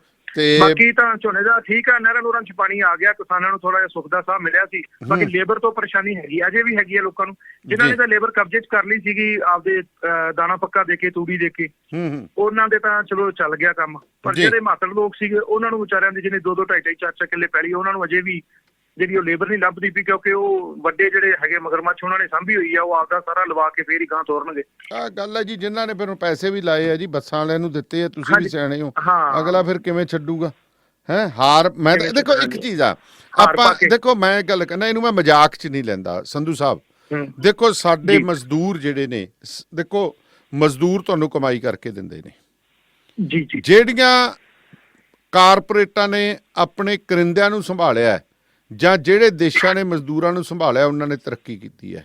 ਬਹੁਤ ਮੈਨੂੰ ਚੰਗਾ ਲੱਗਿਆ ਕਿ ਜੇਕਰ ਸਾਡੇ ਕਿਸਾਨ ਵੀਰ ਸਾਡੇ ਮਜ਼ਦੂਰਾਂ ਦਾ ਹਾਰ ਪਾ ਕੇ ਸਵਾਗਤ ਕਰ ਰਹੇ ਨੇ, ਉਹ ਮੁੜ ਕੇ ਵਾਪਸ ਆਏ ਨੇ, ਝੋਨਾ ਲਾ ਰਹੇ ਨੇ, ਤਾਂ ਤੁਹਾਨੂੰ ਉਹ ਕਮਾ ਕੇ ਵੀ ਦੇ ਕੇ ਜਾ ਰਹੇ ਨੇ। ਹਾਂਜੀ ਬਿਲਕੁਲ। ਚਲੋ ਰੇਟ ਚਾਹੇ ਲਾਬੀ ਦੇ, ਚਲੋ ਲਾਬੀ ਰੇਟ ਸ਼ੇਟ ਤਾਂ ਇੱਕ ਵੱਖਰੀ ਗੱਲ ਹੈ, ਇੱਕ ਮੈਂ ਉਹ ਮੁੱਦਾ ਹੀ ਜੁਦਾ ਹੈ। ਪਰ ਮੈਂ ਹੈਰਾਨ ਹੈ ਕਿ ਕਈ ਬੰਦੇ ਚੌੜ ਦੇ ਵਿੱਚ ਹੱਥੀ ਜਿਹੜਾ ਮਸ਼ੀਨ ਨਾਲ ਬੀਜਿਆ ਝੋਨਾ ਉਹਨੂੰ ਵਾਹੀ ਜਾ ਰਹੇ ਨੇ। ਪਤਾ ਨਹੀਂ ਉਹਨਾਂ ਨੂੰ ਕਿਉਂ ਹੈ ਕਿ ਡਰਾਮਾ ਜੇ ਇੱਕ ਰਹਿੰਦ ਖੂਨ ਤਾਂ ਸਾਡੇ ਮੀਡੀਆ ਵਾਲੇ ਕਹਿ ਦਿੰਦੇ ਆ, ਕਹਿੰਦੇ ਯਾਰ ਕਿਆਰਾ ਕਵਾ ਦੇ, ਮੇਰੀ ਖਬਰ ਬਣ ਜੂਗੀ ਵੀ ਇਹ ਸਿੱਧੀ ਬਿਜਾਈ ਵਾਲਾ ਝੋਨਾ ਫੇਲ ਹੋ ਗਿਆ। ਪਰਚਾ ਉਹਨਾਂ ਤੇ ਵੀ ਦੇਣਾ ਚਾਹੀਦਾ ਵੀ ਪਹਿਲਾਂ ਤੂੰ ਇਹ ਦੱਸ ਵੀ ਫੇਲ ਕਿਵੇਂ ਹੋਇਆ। ਫਿਰੋਜ਼ਪੁਰ 'ਚ ਵੀ ਐਵੇਂ ਹੋਇਆ ਜੀ। ਫਿਰੋਜ਼ਪੁਰ 'ਚ ਕਾਫੀ ਏਕੜ ਜਿਹੜੀ ਜਗ੍ਹਾ ਹੈ ਉਹ ਝੋਨਾ ਸਿੱਧੀ ਬਿਜਾਈ ਕੀਤੀ ਸੀਗੀ ਤੇ ਉਹ ਵਾਹ ਦਿੱਤੀ ਗਈ। ਤੇ ਉਹ ਮੈਂ ਪੁੱਛਿਆ ਬਜ਼ੁਰਗ ਨੂੰ, ਮੈਂ ਕਿਹਾ ਜੀ ਕੀ? ਕਹਿੰਦਾ ਯਾਰ ਮੁੰਡੇ ਕਿਹੜੇ ਆਖੇ ਲੱਗਦੇ ਪੁੱਤਰਾ। ਕਹਿੰਦਾ ਉਹ ਜਾਂਦਾ ਸੀ ਤੇ ਖੇਤ, ਉਹਨੂੰ ਝੋਨਾ ਉਹ ਵਿਰਲਾ ਇਹ ਦੇਖਦਾ ਸੀਗਾ, ਤੇ ਉਹ ਸੋਚਦਾ ਬਾਪੂ ਨਹੀਂ ਮੈਨੂੰ ਤਸੱਲੀ ਨਹੀਂ, ਫਿਰ ਕਹਿੰਦਾ ਵਾਹ ਕੇ ਉਹਨੇ। ਤੇ ਬਾਅਦ ਹਰੇ ਉੱਗਰ ਤਾਂ ਲੈਣ ਦੇ ਮਾਰ ਲੂਗਾ ਫੂਜਾ ਪਤੰਦਰਾ। ਜਦੋਂ ਤੁਸੀਂ ਲਾਉਣੇ ਹੋ ਉਦੋਂ ਵੀ ਤਾਂ ਫੁੱਟ ਦੇ ਉੱਤੇ ਲਾਉਣੇ ਹੋ ਤੁਸੀਂ। ਸਬਰ ਘੱਟ ਹੈ ਨਾ ਜੀ, ਸਬਰ ਹੈ ਨਹੀਂ ਸਾਡੇ ਕਿਸਾਨਾਂ 'ਚ। ਸਬਰ ਸੰਤੋਖ ਵਾਲੀ ਗੱਲ ਹੈ ਨਹੀਂ, ਇੱਕ ਹੋਸ਼ਾਪਨ ਬਹੁਤ ਜ਼ਿਆਦਾ ਸਾਡੇ 'ਚ। ਬਿਲਕੁਲ ਜੀ ਜੀ। ਸੋ ਬਹੁਤ ਬਹੁਤ ਧੰਨਵਾਦ ਤੁਹਾਡਾ, ਮਿਹਰਬਾਨੀ ਗੁਰਦਰਸ਼ਨ ਜੀ, ਧੰਨਵਾਦ। ਤੇ ਹੁਣ ਆਪਾਂ ਰੁਕ ਕਰਦੇ ਹਾਂ ਜੀ ਬਰਨਾਲੇ ਵੱਲ ਦਾ। ਬਰਨਾਲੇ ਤੋਂ ਕਮਲਜੀਤ ਸੰਧੂ ਸਾਡੇ ਨਾਲ ਨੇ। ਕਮਲਜੀਤ ਸਤਿ ਸ਼੍ਰੀ ਅਕਾਲ। ਸਤਿ ਸ਼੍ਰੀ ਅਕਾਲ ਜੀ। ਕਮਲਜੀਤ, ਵੈਸੇ ਤਾਂ ਮੈਨੂੰ ਬੜਿਆ ਬੰਦਾ ਨੇ ਲਾਂਭਾ ਵੀ ਦੇਤਾ, ਕਹਿੰਦੇ ਯਾਰ ਤੁਸੀਂ ਕਿਹੜੇ ਐਵੇਂ ਸਿੰਗਰ ਦੀ ਗੱਲ ਜੀ ਕਰੀ ਜਾਂਦੇ ਹੋ ਹੈਂ, ਤੇ ਐਡੀ ਵੀ ਕੀ ਗੱਲ ਆਊਗੀ। ਪਰ ਮੈਂ ਉਹਨਾਂ ਨੂੰ ਕਈਆਂ ਨੂੰ ਸਮਝਾਇਆ, ਮੈਂ ਕਿਹਾ ਜੀ ਮਸਲਾ ਇਹ ਹੈ ਵੀ ਗੱਲ ਕਰਨ ਦਾ ਇੱਕ ਇਹ ਤਰੀਕਾ ਹੈ ਕਿ ਬੰਦਾ ਜਿਹੜਾ ਨਿੱਜੀ ਜ਼ਿੰਦਗੀ ਤੇ ਆਪਣੀ ਔਨ ਸਟੇਜ ਜ਼ਿੰਦਗੀ ਹੈਗੀ ਆ, ਉਹਨੂੰ ਰਿਲੇਵਾਂ ਕਰਦਾ, ਜਦੋਂ ਉਹਨੂੰ ਇੱਕੋ ਜਿਹੀ ਜਿਉਂਦਾ ਤੇ ਜਿਉਂ ਕੇ ਫਿਰ ਜਦੋਂ ਉਹੋ ਜਿਹੀਆਂ ਗੱਲਾਂ ਕਰਦਾ। ਜੇ ਬੰਦਾ ਅਸੀਂ ਅਮਿਤਾਭ ਬੱਚਨ ਹੈ, ਜੇ ਕਿਸੇ ਨੂੰ ਇੱਕ ਪੈਨ ਖਰੀਦਣ ਦੇ ਲਈ ਕਹਿੰਦਾ ਠੀਕ ਹੈ, ਤੇ ਜੇ ਆਪਣਾ ਕੀ ਕਹਿੰਦੇ ਆ ਅੱਜ ਕੱਲ੍ਹ ਤੁਹਾਨੂੰ ਪਤਾ ਭਾਵੇਂ ਸੋਡੇ ਦੀ ਕਹਿਣ ਨੂੰ ਮਸ਼ਹੂਰੀ ਹੈ ਆਪਣਾ ਸੰਜੇ ਦੱਤ, ਪਰ ਵੇਚਦਾ ਸ਼ਰਾਬ ਹੈ। ਅਸੀਂ ਕੰਡੈਮ ਉਸ ਚੀਜ਼ ਵੀ ਕਰਦੇ ਕਿ ਬੋਤਲ ਉਹ ਸ਼ਰਾਬ ਦੀ ਦਿਖਾਈ ਜਾਂਦੀ ਹੈ ਸੰਜੇ ਦੱਤ ਦੀ, ਜਿਹੜੀ ਕਿ ਨਜਾਇਜ਼ ਹੈ, ਉਹ ਕਰ ਨਹੀਂ ਸਕਦਾ ਕਿਉਂਕਿ ਸ਼ਰਾਬ ਦੀ ਮਸ਼ਹੂਰੀ ਗਲਤ ਹੈ। ਪਰ ਗੱਲ ਕਰੀਏ ਕਿ ਹੁਣ ਜੇ ਸਿੰਗਰ ਲੋਕ ਇਸ ਤਰ੍ਹਾਂ ਦੀਆਂ ਹਰਕਤਾਂ ਕੋਝੀਆਂ ਕਰਨਗੇ ਤੇ ਕਈ ਕਹਿੰਦੇ ਯਾਰ ਇਹ ਸਿੱਧਾ ਬੰਦਾ ਹੈ, ਮੈਨੂੰ ਅੱਧੇ ਤਾਂ ਇਹੀ ਕਰਨ ਲੱਗ ਪਏ ਜਿਹੜੇ ਕਹਿੰਦੇ ਬਾਈ ਜੀ ਉਹ ਸਿੱਧਾ ਬੰਦਾ, ਯਾਰ ਸਿੱਧਰੇ ਬੰਦੇ ਮਗਰ ਕਿਉਂ ਪੈ ਗਏ। ਮੈਂ ਕਿਹਾ ਯਾਰ ਇਹੋ ਜਿਹੇ ਸਿੱਧਰੇ ਤਾਂ ਘਰੋਂ ਘਰੀ ਜੰਮਣ, ਜਿਹਦੇ ਦੇ ਘਰੇ ਨੋਟ ਲਿਆ ਐ ਸਿੱਟਦਾ ਤੇ ਲੋਕਾਂ ਨੂੰ ਧਮਕੀਆਂ ਦਿੰਦਾ ਤੇ ਨਾਲ 100 ਲੋਕਾਂ ਨੂੰ ਕਹਿੰਦਾ ਵੀ ਪੈ ਜਾਊ ਗੱਲ, ਗੈਂਗ ਬਣਾਉਂਦਾ ਆਪਦੇ। ਜੀ ਬਿਲਕੁਲ, ਉਹਨਾਂ ਨੇ ਜਿਹੜਾ ਸਿੰਗਰ ਹੈ ਇਹਨੂੰ ਕਾਨੂੰਨ ਦਾ ਕੋਈ ਖੌਫ ਨਹੀਂ ਹੈਗਾ, ਤੇ ਚਾਹੇ ਸਿਆਸੀ ਸਤਰੀ ਲਾ ਲਓ ਚਾਹੇ ਅਫਸਰਸ਼ਾਹੀ ਲਾ ਲਓ। ਜਦੋਂ ਇੱਕ ਆਰਮ ਐਕਟ ਲੱਗਿਆ ਵਾਗਾ, ਉਹ ਵਕੀਲਾਂ ਨੂੰ ਵੀ ਧਮਕੀਆਂ ਦੇ ਰਿਹਾ, ਪੱਤਰਕਾਰਾਂ ਨੂੰ ਵੀ ਧਮਕੀਆਂ ਦੇ ਰਿਹਾ, ਤੇ ਆਪਦੇ ਜਿਹੜੇ ਫੈਨ ਫੋਲੋਇੰਗ ਨੇ ਉਹਨਾਂ ਨੂੰ ਕਹਿ ਰਿਹਾ ਹੈਗਾ ਵੀ ਇਹਨਾਂ ਦੀ ਕੁੱਟਮਾਰ ਕੀਤੀ ਜਾਵੇ। ਤਾਂ ਜਾਂ ਉਹਨਾਂ ਨੇ ਜਿਹੜਾ ਪੁਰਾਣਾ ਦੌਰ ਆ 1990 ਵਾਲਾ ਦੌਰ ਆ ਉਹਦੇ ਬਾਰੇ ਵੀ ਕਿਹਾ ਗਿਆ ਵੀ ਇਹਨਾਂ ਦਾ ਸੋਧਾ ਲਾਓ। ਇਸ ਤਰ੍ਹਾਂ ਕਰਕੇ ਕਾਨੂੰਨ ਦੀਆਂ ਜਿਹੜੀਆਂ ਧੱਜੀਆਂ ਡਾ ਰਹੀਆਂ, ਪੁਲਿਸ ਨੂੰ ਵੀ ਪਤਾ, ਸਿਆਸੀ ਲੋਕਾਂ ਨੂੰ ਵੀ ਪਤਾ, ਸਿਆਸੀ ਸਖਤੀ ਵੀ ਹੋ ਸਕਦੀ ਆ। ਪਰ ਇੱਕ ਇਹੋ ਜਿਹੀਆਂ ਸਖਤ ਧਾਰਾਵਾਂ ਜੇ ਆਮ ਬੰਦੇ ਤੇ ਲੱਗੀਆਂ ਹੋਣ ਤਾਂ ਪੁਲਿਸ ਆ ਜਿਹੜੀ ਉਹਨੂੰ ਨਾਲ ਦੀ ਨਾਲ ਫੜ ਕੇ ਅੰਦਰ ਕਰ ਦਿੰਦੀ ਆ। ਪਰ ਤਕਰੀਬਨ 2 ਮਹੀਨਿਆਂ ਤੋਂ ਵੱਧ ਦਾ ਸਮਾਂ ਹੋ ਗਿਆ, ਪੁਲਿਸ ਆ ਜਿਹੜੀ ਉਹਨੂੰ ਗ੍ਰਿਫਤਾਰ ਨਹੀਂ ਕਰ ਰਹੀ। ਉਹ ਸੋਸ਼ਲ ਮੀਡੀਆ ਤੇ ਲਾਈਵ ਹੋ ਕੇ ਕਦੇ ਉਹ ਕਿਸੇ ਨੂੰ ਧਮਕੀ ਦਿੰਦਾ, ਕਦੇ ਕਿਸੇ ਨੂੰ ਧਮਕੀ ਦਿੰਦਾ, ਜਿਹਦੇ ਰੋਸ ਵਜੋਂ ਪੂਰੇ ਪੰਜਾਬ ਦੇ ਵਿੱਚ ਪੱਤਰਕਾਰ ਭਾਈਚਾਰੇ ਦੇ ਵਿੱਚ ਰੋਸ ਸੀਗਾ। ਤੇ ਉਹਨਾਂ ਨੇ ਕਿਹਾ ਵੀ ਇੱਥੇ ਸਖਤ ਜਿਹੜੀਆਂ ਧਾਰਾਵਾਂ ਤਹਿਤ ਮਾਮਲਾ ਦਰਜ ਕਰਕੇ ਕਾਨੂੰਨੀ ਇਹਨੂੰ ਸਕੰਜੇ ਦੇ ਵਿੱਚ ਲਿਆ ਜਾਵੇ। ਅੱਜ ਬਰਨਾਲਾ ਦੇ ਵਿੱਚ ਸਮੁੱਚੇ ਪੱਤਰਕਾਰ ਭਾਈਚਾਰੇ ਵੱਲੋਂ ਰੋਸ ਮਾਰਚ ਕੀਤਾ ਗਿਆ। ਰੋਸ ਮਾਰਚ ਕਰਕੇ ਐਸਐਸਪੀ ਬਰਨਾਲਾ ਦਫ਼ਤਰ ਦੇ ਅੱਗੇ ਧਰਨਾ ਦਿੱਤਾ ਤੇ ਐਸਐਸਪੀ ਬਰਨਾਲਾ ਨੂੰ ਅਲਟੀਮੇਟਮ ਦਿੱਤਾ ਵੀ 7 ਦਿਨਾਂ ਦੇ ਵਿੱਚ ਜੇਕਰ ਧਮਕੀਆਂ ਦਾ ਪਰਚਾ ਦਰਜ ਹੈ, ਵਕੀਲਾਂ ਨੂੰ ਜਾਂ ਪੱਤਰਕਾਰਾਂ ਨੂੰ ਜਿਹੜੀਆਂ ਧਮਕੀਆਂ ਦਿੱਤੀਆਂ ਜਾਵੇ ਫੈਨ ਫੋਲੋਇੰਗ ਨੇ, ਤੇ ਉਹਦਾ ਸੋਸ਼ਲ ਅਕਾਊਂਟ ਨੇ ਉਹਨੂੰ ਬੰਦ ਕਰਨ ਦੇ ਲਈ FIR ਉਹ ਦਰਜ ਕੀਤੀ ਜਾਵੇ ਤੇ ਕਾਨੂੰਨ ਦੇ ਵਿੱਚ ਜਿਹੜੀਆਂ ਵੀ ਧਾਰਾਵਾਂ ਲੱਗਦੀਆਂ ਨੇ ਉਹ ਲਾ ਕੇ ਉਹਨੂੰ ਅੰਦਰ ਕੀਤਾ ਜਾਵੇ। ਤੇ ਨਹੀਂ ਤਾਂ ਸਪਸ਼ਟ ਸ਼ਬਦਾਂ ਦੇ ਵਿੱਚ ਇੱਥੋਂ ਦੇ ਭਾਈਚਾਰੇ ਨੇ ਐਸਐਸਪੀ ਬਰਨਾਲਾ ਨੂੰ ਅਲਟੀਮੇਟਮ ਦਿੱਤਾ ਵੀ ਇੱਕ ਹਫ਼ਤੇ ਦੇ ਅੰਦਰ ਜੇ ਕਾਨੂੰਨੀ ਕਾਰਵਾਈ ਨਹੀਂ ਕੀਤੀ ਜਾਂਦੀ ਤਾਂ ਪ੍ਰੈਸ ਦਾ ਬਾਈਕਾਟ ਆ, ਪੁਲਿਸ ਦੀ ਜਿਹੜੀ ਕਵਰੇਜ ਆ ਉਹਦਾ ਬਰਨਾਲੇ 'ਚ ਵੀ ਤੇ ਹੋਰ ਜ਼ਿਲ੍ਹਿਆਂ ਦੇ ਵਿੱਚ ਵੀ ਪੂਰੇ ਪੰਜਾਬ ਦੇ ਵਿੱਚ ਉਹ ਬਾਈਕਾਟ ਕੀਤਾ ਜਾਊਗਾ ਪੁਲਿਸ ਦਾ। ਤੇ ਆਉਣ ਵਾਲੇ ਸਮੇਂ ਦੇ ਵਿੱਚ ਜਿਹੜੇ ਪੱਤਰਕਾਰ ਭਾਈਚਾਰੇ ਨੂੰ ਲਾਮਬੰਦ ਕਰਕੇ ਸੰਘਰਸ਼ ਉਹ ਵਿੱਢਿਆ ਜਾਊਗਾ ਵੀ ਕਿਉਂਕਿ ਅੱਜ ਇੱਕ ਸਿੰਗਰ ਕਰ ਰਿਹਾ, ਕੱਲ ਨੂੰ ਦੇਖ ਕੇ ਕਿਉਂਕਿ ਲੱਖਾਂ ਹੋਰ ਲੋਕ ਨੇ ਜਾਂ ਨੌਜਵਾਨ ਨੇ ਉਹ ਗਲਤ ਰਾਹ ਉਹਨਾਂ ਨੂੰ। ਗੱਲ ਤਾਂ ਸਭ ਤੋਂ ਵੱਡੀ ਗੱਲ ਹੈ ਕਿ ਕਿਸੇ ਬੰਦੇ ਨੂੰ ਕਿਸੇ ਵੀ ਬੰਦੇ ਦੇ ਮਗਰ ਪੈਣ ਦੇ ਲਈ ਉਹਦੀ ਜਿਹੜੀ ਆ ਉਹਦੇ ਉੱਤੇ ਅਟੈਕ ਕਰਾਉਣ ਦੇ ਲਈ ਉਹਨੂੰ ਉਤਸ਼ਾਹਿਤ ਕਰਨਾ ਇੱਕ ਸਭ ਤੋਂ ਵੱਡਾ ਗੁਨਾਹ ਹੈਗਾ। ਉਹ ਲੋਕਾਂ ਨੂੰ ਕਹਿ ਰਿਹਾ ਕਿ ਜੀ ਮੇਰਾ ਕੀ ਹੋ ਜੂ, ਫਲਾਨਾ ਹੋ ਜੂ, ਧਮਕਾ ਹੋ ਜੂ, ਕਿਉਂਕਿ ਉਹਨੂੰ ਪਤਾ ਹੈ ਕਿ ਬਰਨਾਲਾ ਪੁਲਿਸ ਨੇ ਤਾਂ ਨਾ ਪਟਿਆਲਾ ਪੁਲਿਸ ਨੇ ਤਾਂ ਮੈਨੂੰ ਛੱਡਤਾ, ਨਾਭੇ ਵਾਲਿਆਂ ਨੇ ਮੇਰਾ ਚਲਾਨ ਕਰਕੇ ਛੱਡਤਾ, ਮੇਰੇ ਕਾਲੇ ਸ਼ੀਸ਼ੇ ਸੀ ਜਿਹੜੇ ਹਾਈ ਕੋਰਟ ਤੋਂ ਬੈਨ ਹੈ ਜੀ, ਨਾਲੇ ਜੂਸ ਪਿਆ ਤਾਂ ਬੈਠੇ ਨੂੰ ਜੀ। ਜਿਹੜੇ ਇੱਕ ਪੇਜ ਵਾਲਿਆਂ ਨੇ ਉਹਦੀ ਵੀਡੀਓ ਲਾਈ ਉਹ 1 ਦਿਨ ਬਾਅਦ ਉਹ ਵੀਡੀਓ ਵੀ ਉਤਰ ਜਾਂਦੀ ਹੈ। ਕਿਸੇ ਨੇ ਨੋਟ ਕੀਤਾ ਕਿ ਨਾਭੇ ਵਾਲੇ ਦੀ ਜਿਹੜੀ ਉਸ ਖਬਰ ਦੀ ਬੜੇ ਤਾੜ ਦੇ ਨਾਲ ਲੱਖਾਂ ਵਿਊ ਮਿਲੇ ਸੀ, ਉਹ ਕਿਉਂ ਉਤਰਦੀ ਹੈ? ਕਿਸੇ ਨੇ ਨੋਟ ਕੀਤਾ ਵੀ ਇਹ ਕਿਉਂ ਉਤਰੀ ਹੈ? ਇਹਦੀ ਜਾਂਚ ਹੋਣੀ ਚਾਹੀਦੀ ਹੈ ਵੀ ਇਹਨਾਂ ਨੂੰ ਤਾਰਨ ਲਈ ਕਿਹਨੇ ਮਜਬੂਰ ਕੀਤਾ। ਜੀ ਬਿਲਕੁਲ, ਸਖਤ ਸ਼ਬਦਾਂ ਦੇ ਵਿੱਚ ਸਮੁੱਚੇ ਭਾਈਚਾਰੇ ਵੱਲੋਂ ਪੁਲਿਸ ਨੂੰ ਚੇਤਾਵਨੀ ਦਿੱਤੀ ਹੋਈ ਤੇ ਜਿਹੜੀ ਐਪਲੀਕੇਸ਼ਨ ਆਗੀ ਉਹ ਲੋਕ ਸੰਪਰਕ ਵਿਭਾਗ ਚੰਡੀਗੜ੍ਹ ਡਾਇਰੈਕਟਰ ਨੂੰ, CM ਨੂੰ, DGP ਸਾਈਬਰ ਕ੍ਰਾਈਮ ਨੂੰ ਤੇ DGP ਪੰਜਾਬ ਨੂੰ ਜਿਹੜੀ ਐਪਲੀਕੇਸ਼ਨ ਤੇ ਉਹ ਪੱਤਰ ਆ ਉਹ ਭੇਜਿਆ ਗਿਆ ਹੈਗਾ। ਤੇ ਹੁਣ SSP ਬਰਨਾਲਾ ਨਾਲ ਜਦੋਂ ਅਸੀਂ ਇਸ ਮਾਮਲੇ ਤੇ ਗੱਲ ਕਰੀ ਪਰ ਉਹਨਾਂ ਦਾ ਕੋਈ ਰਵੱਈਆ ਸੀਗਾ ਉਹ ਕੋਈ ਹਾਂ ਪੱਕੀ ਨਹੀਂ ਸੀਗਾ, ਨਾ ਪੱਕੀ ਲੱਗਿਆ। ਪਹਿਲਾਂ ਤਾਂ ਉਹਨਾਂ ਨੂੰ ਇਹ ਕਿਹਾ ਗਿਆ ਵੀ ਜੇ ਇਸ ਤਰ੍ਹਾਂ ਦੀ ਨੌਬਤ ਆਉਣੀ ਸੀ, ਜੇ ਪਹਿਲੇ ਤੁਸੀਂ ਜਿਹੜੀ ਕਾਰਵਾਈ ਆ ਉਹ ਕੀਤੀ ਹੁੰਦੀ, FIR ਬਰਨਾਲੇ ਦੇ ਥਾਣਾ ਧਨੌਲੇ ਦੇ ਵਿੱਚ AK-47 ਵਾਲੀ ਫਾਇਰਿੰਗ ਆ ਜਿਹੜੀ ਕੀਤੀ ਆ ਉਹਦੇ ਤੇ ਜੇ ਕਾਰਵਾਈ ਕੀਤੀ ਹੁੰਦੀ, ਪਰ ਉਹਨਾਂ ਨੇ ਇਹ ਗੱਲ ਕਹਿ ਕੇ ਪੱਲਾ ਝਾੜ ਲਿਆ ਵੀ ਜਿਹੜੀ ਇਹਦੀ ਸੁਪਰਵਿਜ਼ਨ ਹੁਣ ਤਾਂ SSP ਸੰਗਰੂਰ ਕੋਲ ਹੈ, ਮੈਂ ਇਹਦੇ ਤੇ ਕੋਈ ਕਮੈਂਟ ਨਹੀਂ ਕਰ ਸਕਦਾ। ਤੇ ਹੁਣ ਨਵੀਂ ਜਿਹੜੀ ਐਪਲੀਕੇਸ਼ਨ ਦਿੱਤੀ ਹੈਗੀ ਵੀ ਪ੍ਰੈਸ ਕਲੱਬ ਦੇ ਬਿਆਨਾਂ ਤੇ ਪ੍ਰੈਸ ਦੇ ਜਿਹੜੇ ਪ੍ਰਧਾਨ ਨੇ ਜਾਂ ਸੈਕਟਰੀ ਆ ਉਹਨਾਂ ਦੇ ਬਿਆਨਾਂ ਦੇ ਉੱਤੇ ਜਿਹੜੇ ਮਾਮਲੇ ਦਰਜ ਕੀਤੇ ਜਾਣ। ਪੰਜਾਬ ਦੇ ਬਹੁਤ ਸਾਰੇ ਹੋਰ ਸ਼ਹਿਰਾਂ ਦੇ ਵਿੱਚ ਵੀ ਪ੍ਰਦਰਸ਼ਨ ਹੋਏ ਨੇ, ਅੰਮ੍ਰਿਤਸਰ ਵਿੱਚ ਵੀ ਹੋਇਆ, ਹੋਰ ਸੰਗਰੂਰ ਦੇ ਵਿੱਚ ਵੀ ਉਹਨਾਂ ਨੇ ਮੰਗ ਪੱਤਰ ਦਿੱਤਾ ਗਿਆ।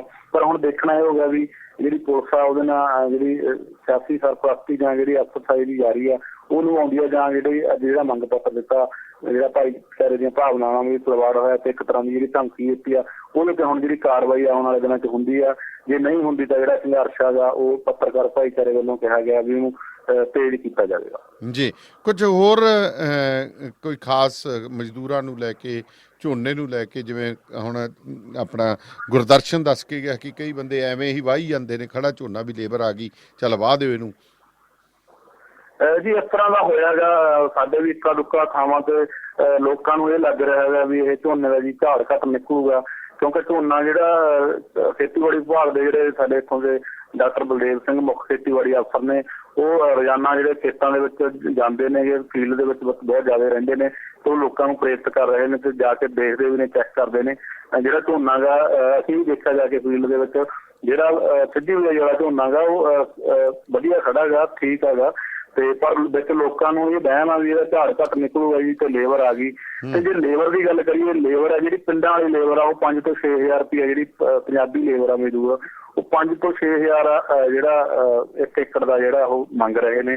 ਜਾਂ ਲੋਕ ਆ ਜਿਹੜੇ ਜਿਨ੍ਹਾਂ ਨੂੰ ਕਾਹਲ ਹੋਈ ਵੀ ਜਲਦੀ ਜਿਹੜਾ ਝੋਨਾ ਲਾ ਦਈਏ, ਹੁਣ ਬਿਜਲੀ 8 ਘੰਟੇ ਆਉਣ ਲੱਗੀ, ਉਹ ਜਿਹੜਾ ਪਿੰਡਾਂ ਦੇ ਵਿੱਚ ਦੇਖਿਆ ਜੀ 5 ਤੋਂ 6 ਹਜ਼ਾਰ ਜਿਹੜੀ ਲੇਬਰ ਆ ਗਈ ਉਹ ਰੇਟ ਆ ਜਿਹੜਾ ਉਹ ਵੱਧ ਕੇ ਲੱਗ ਰਿਹਾ ਹੈਗਾ।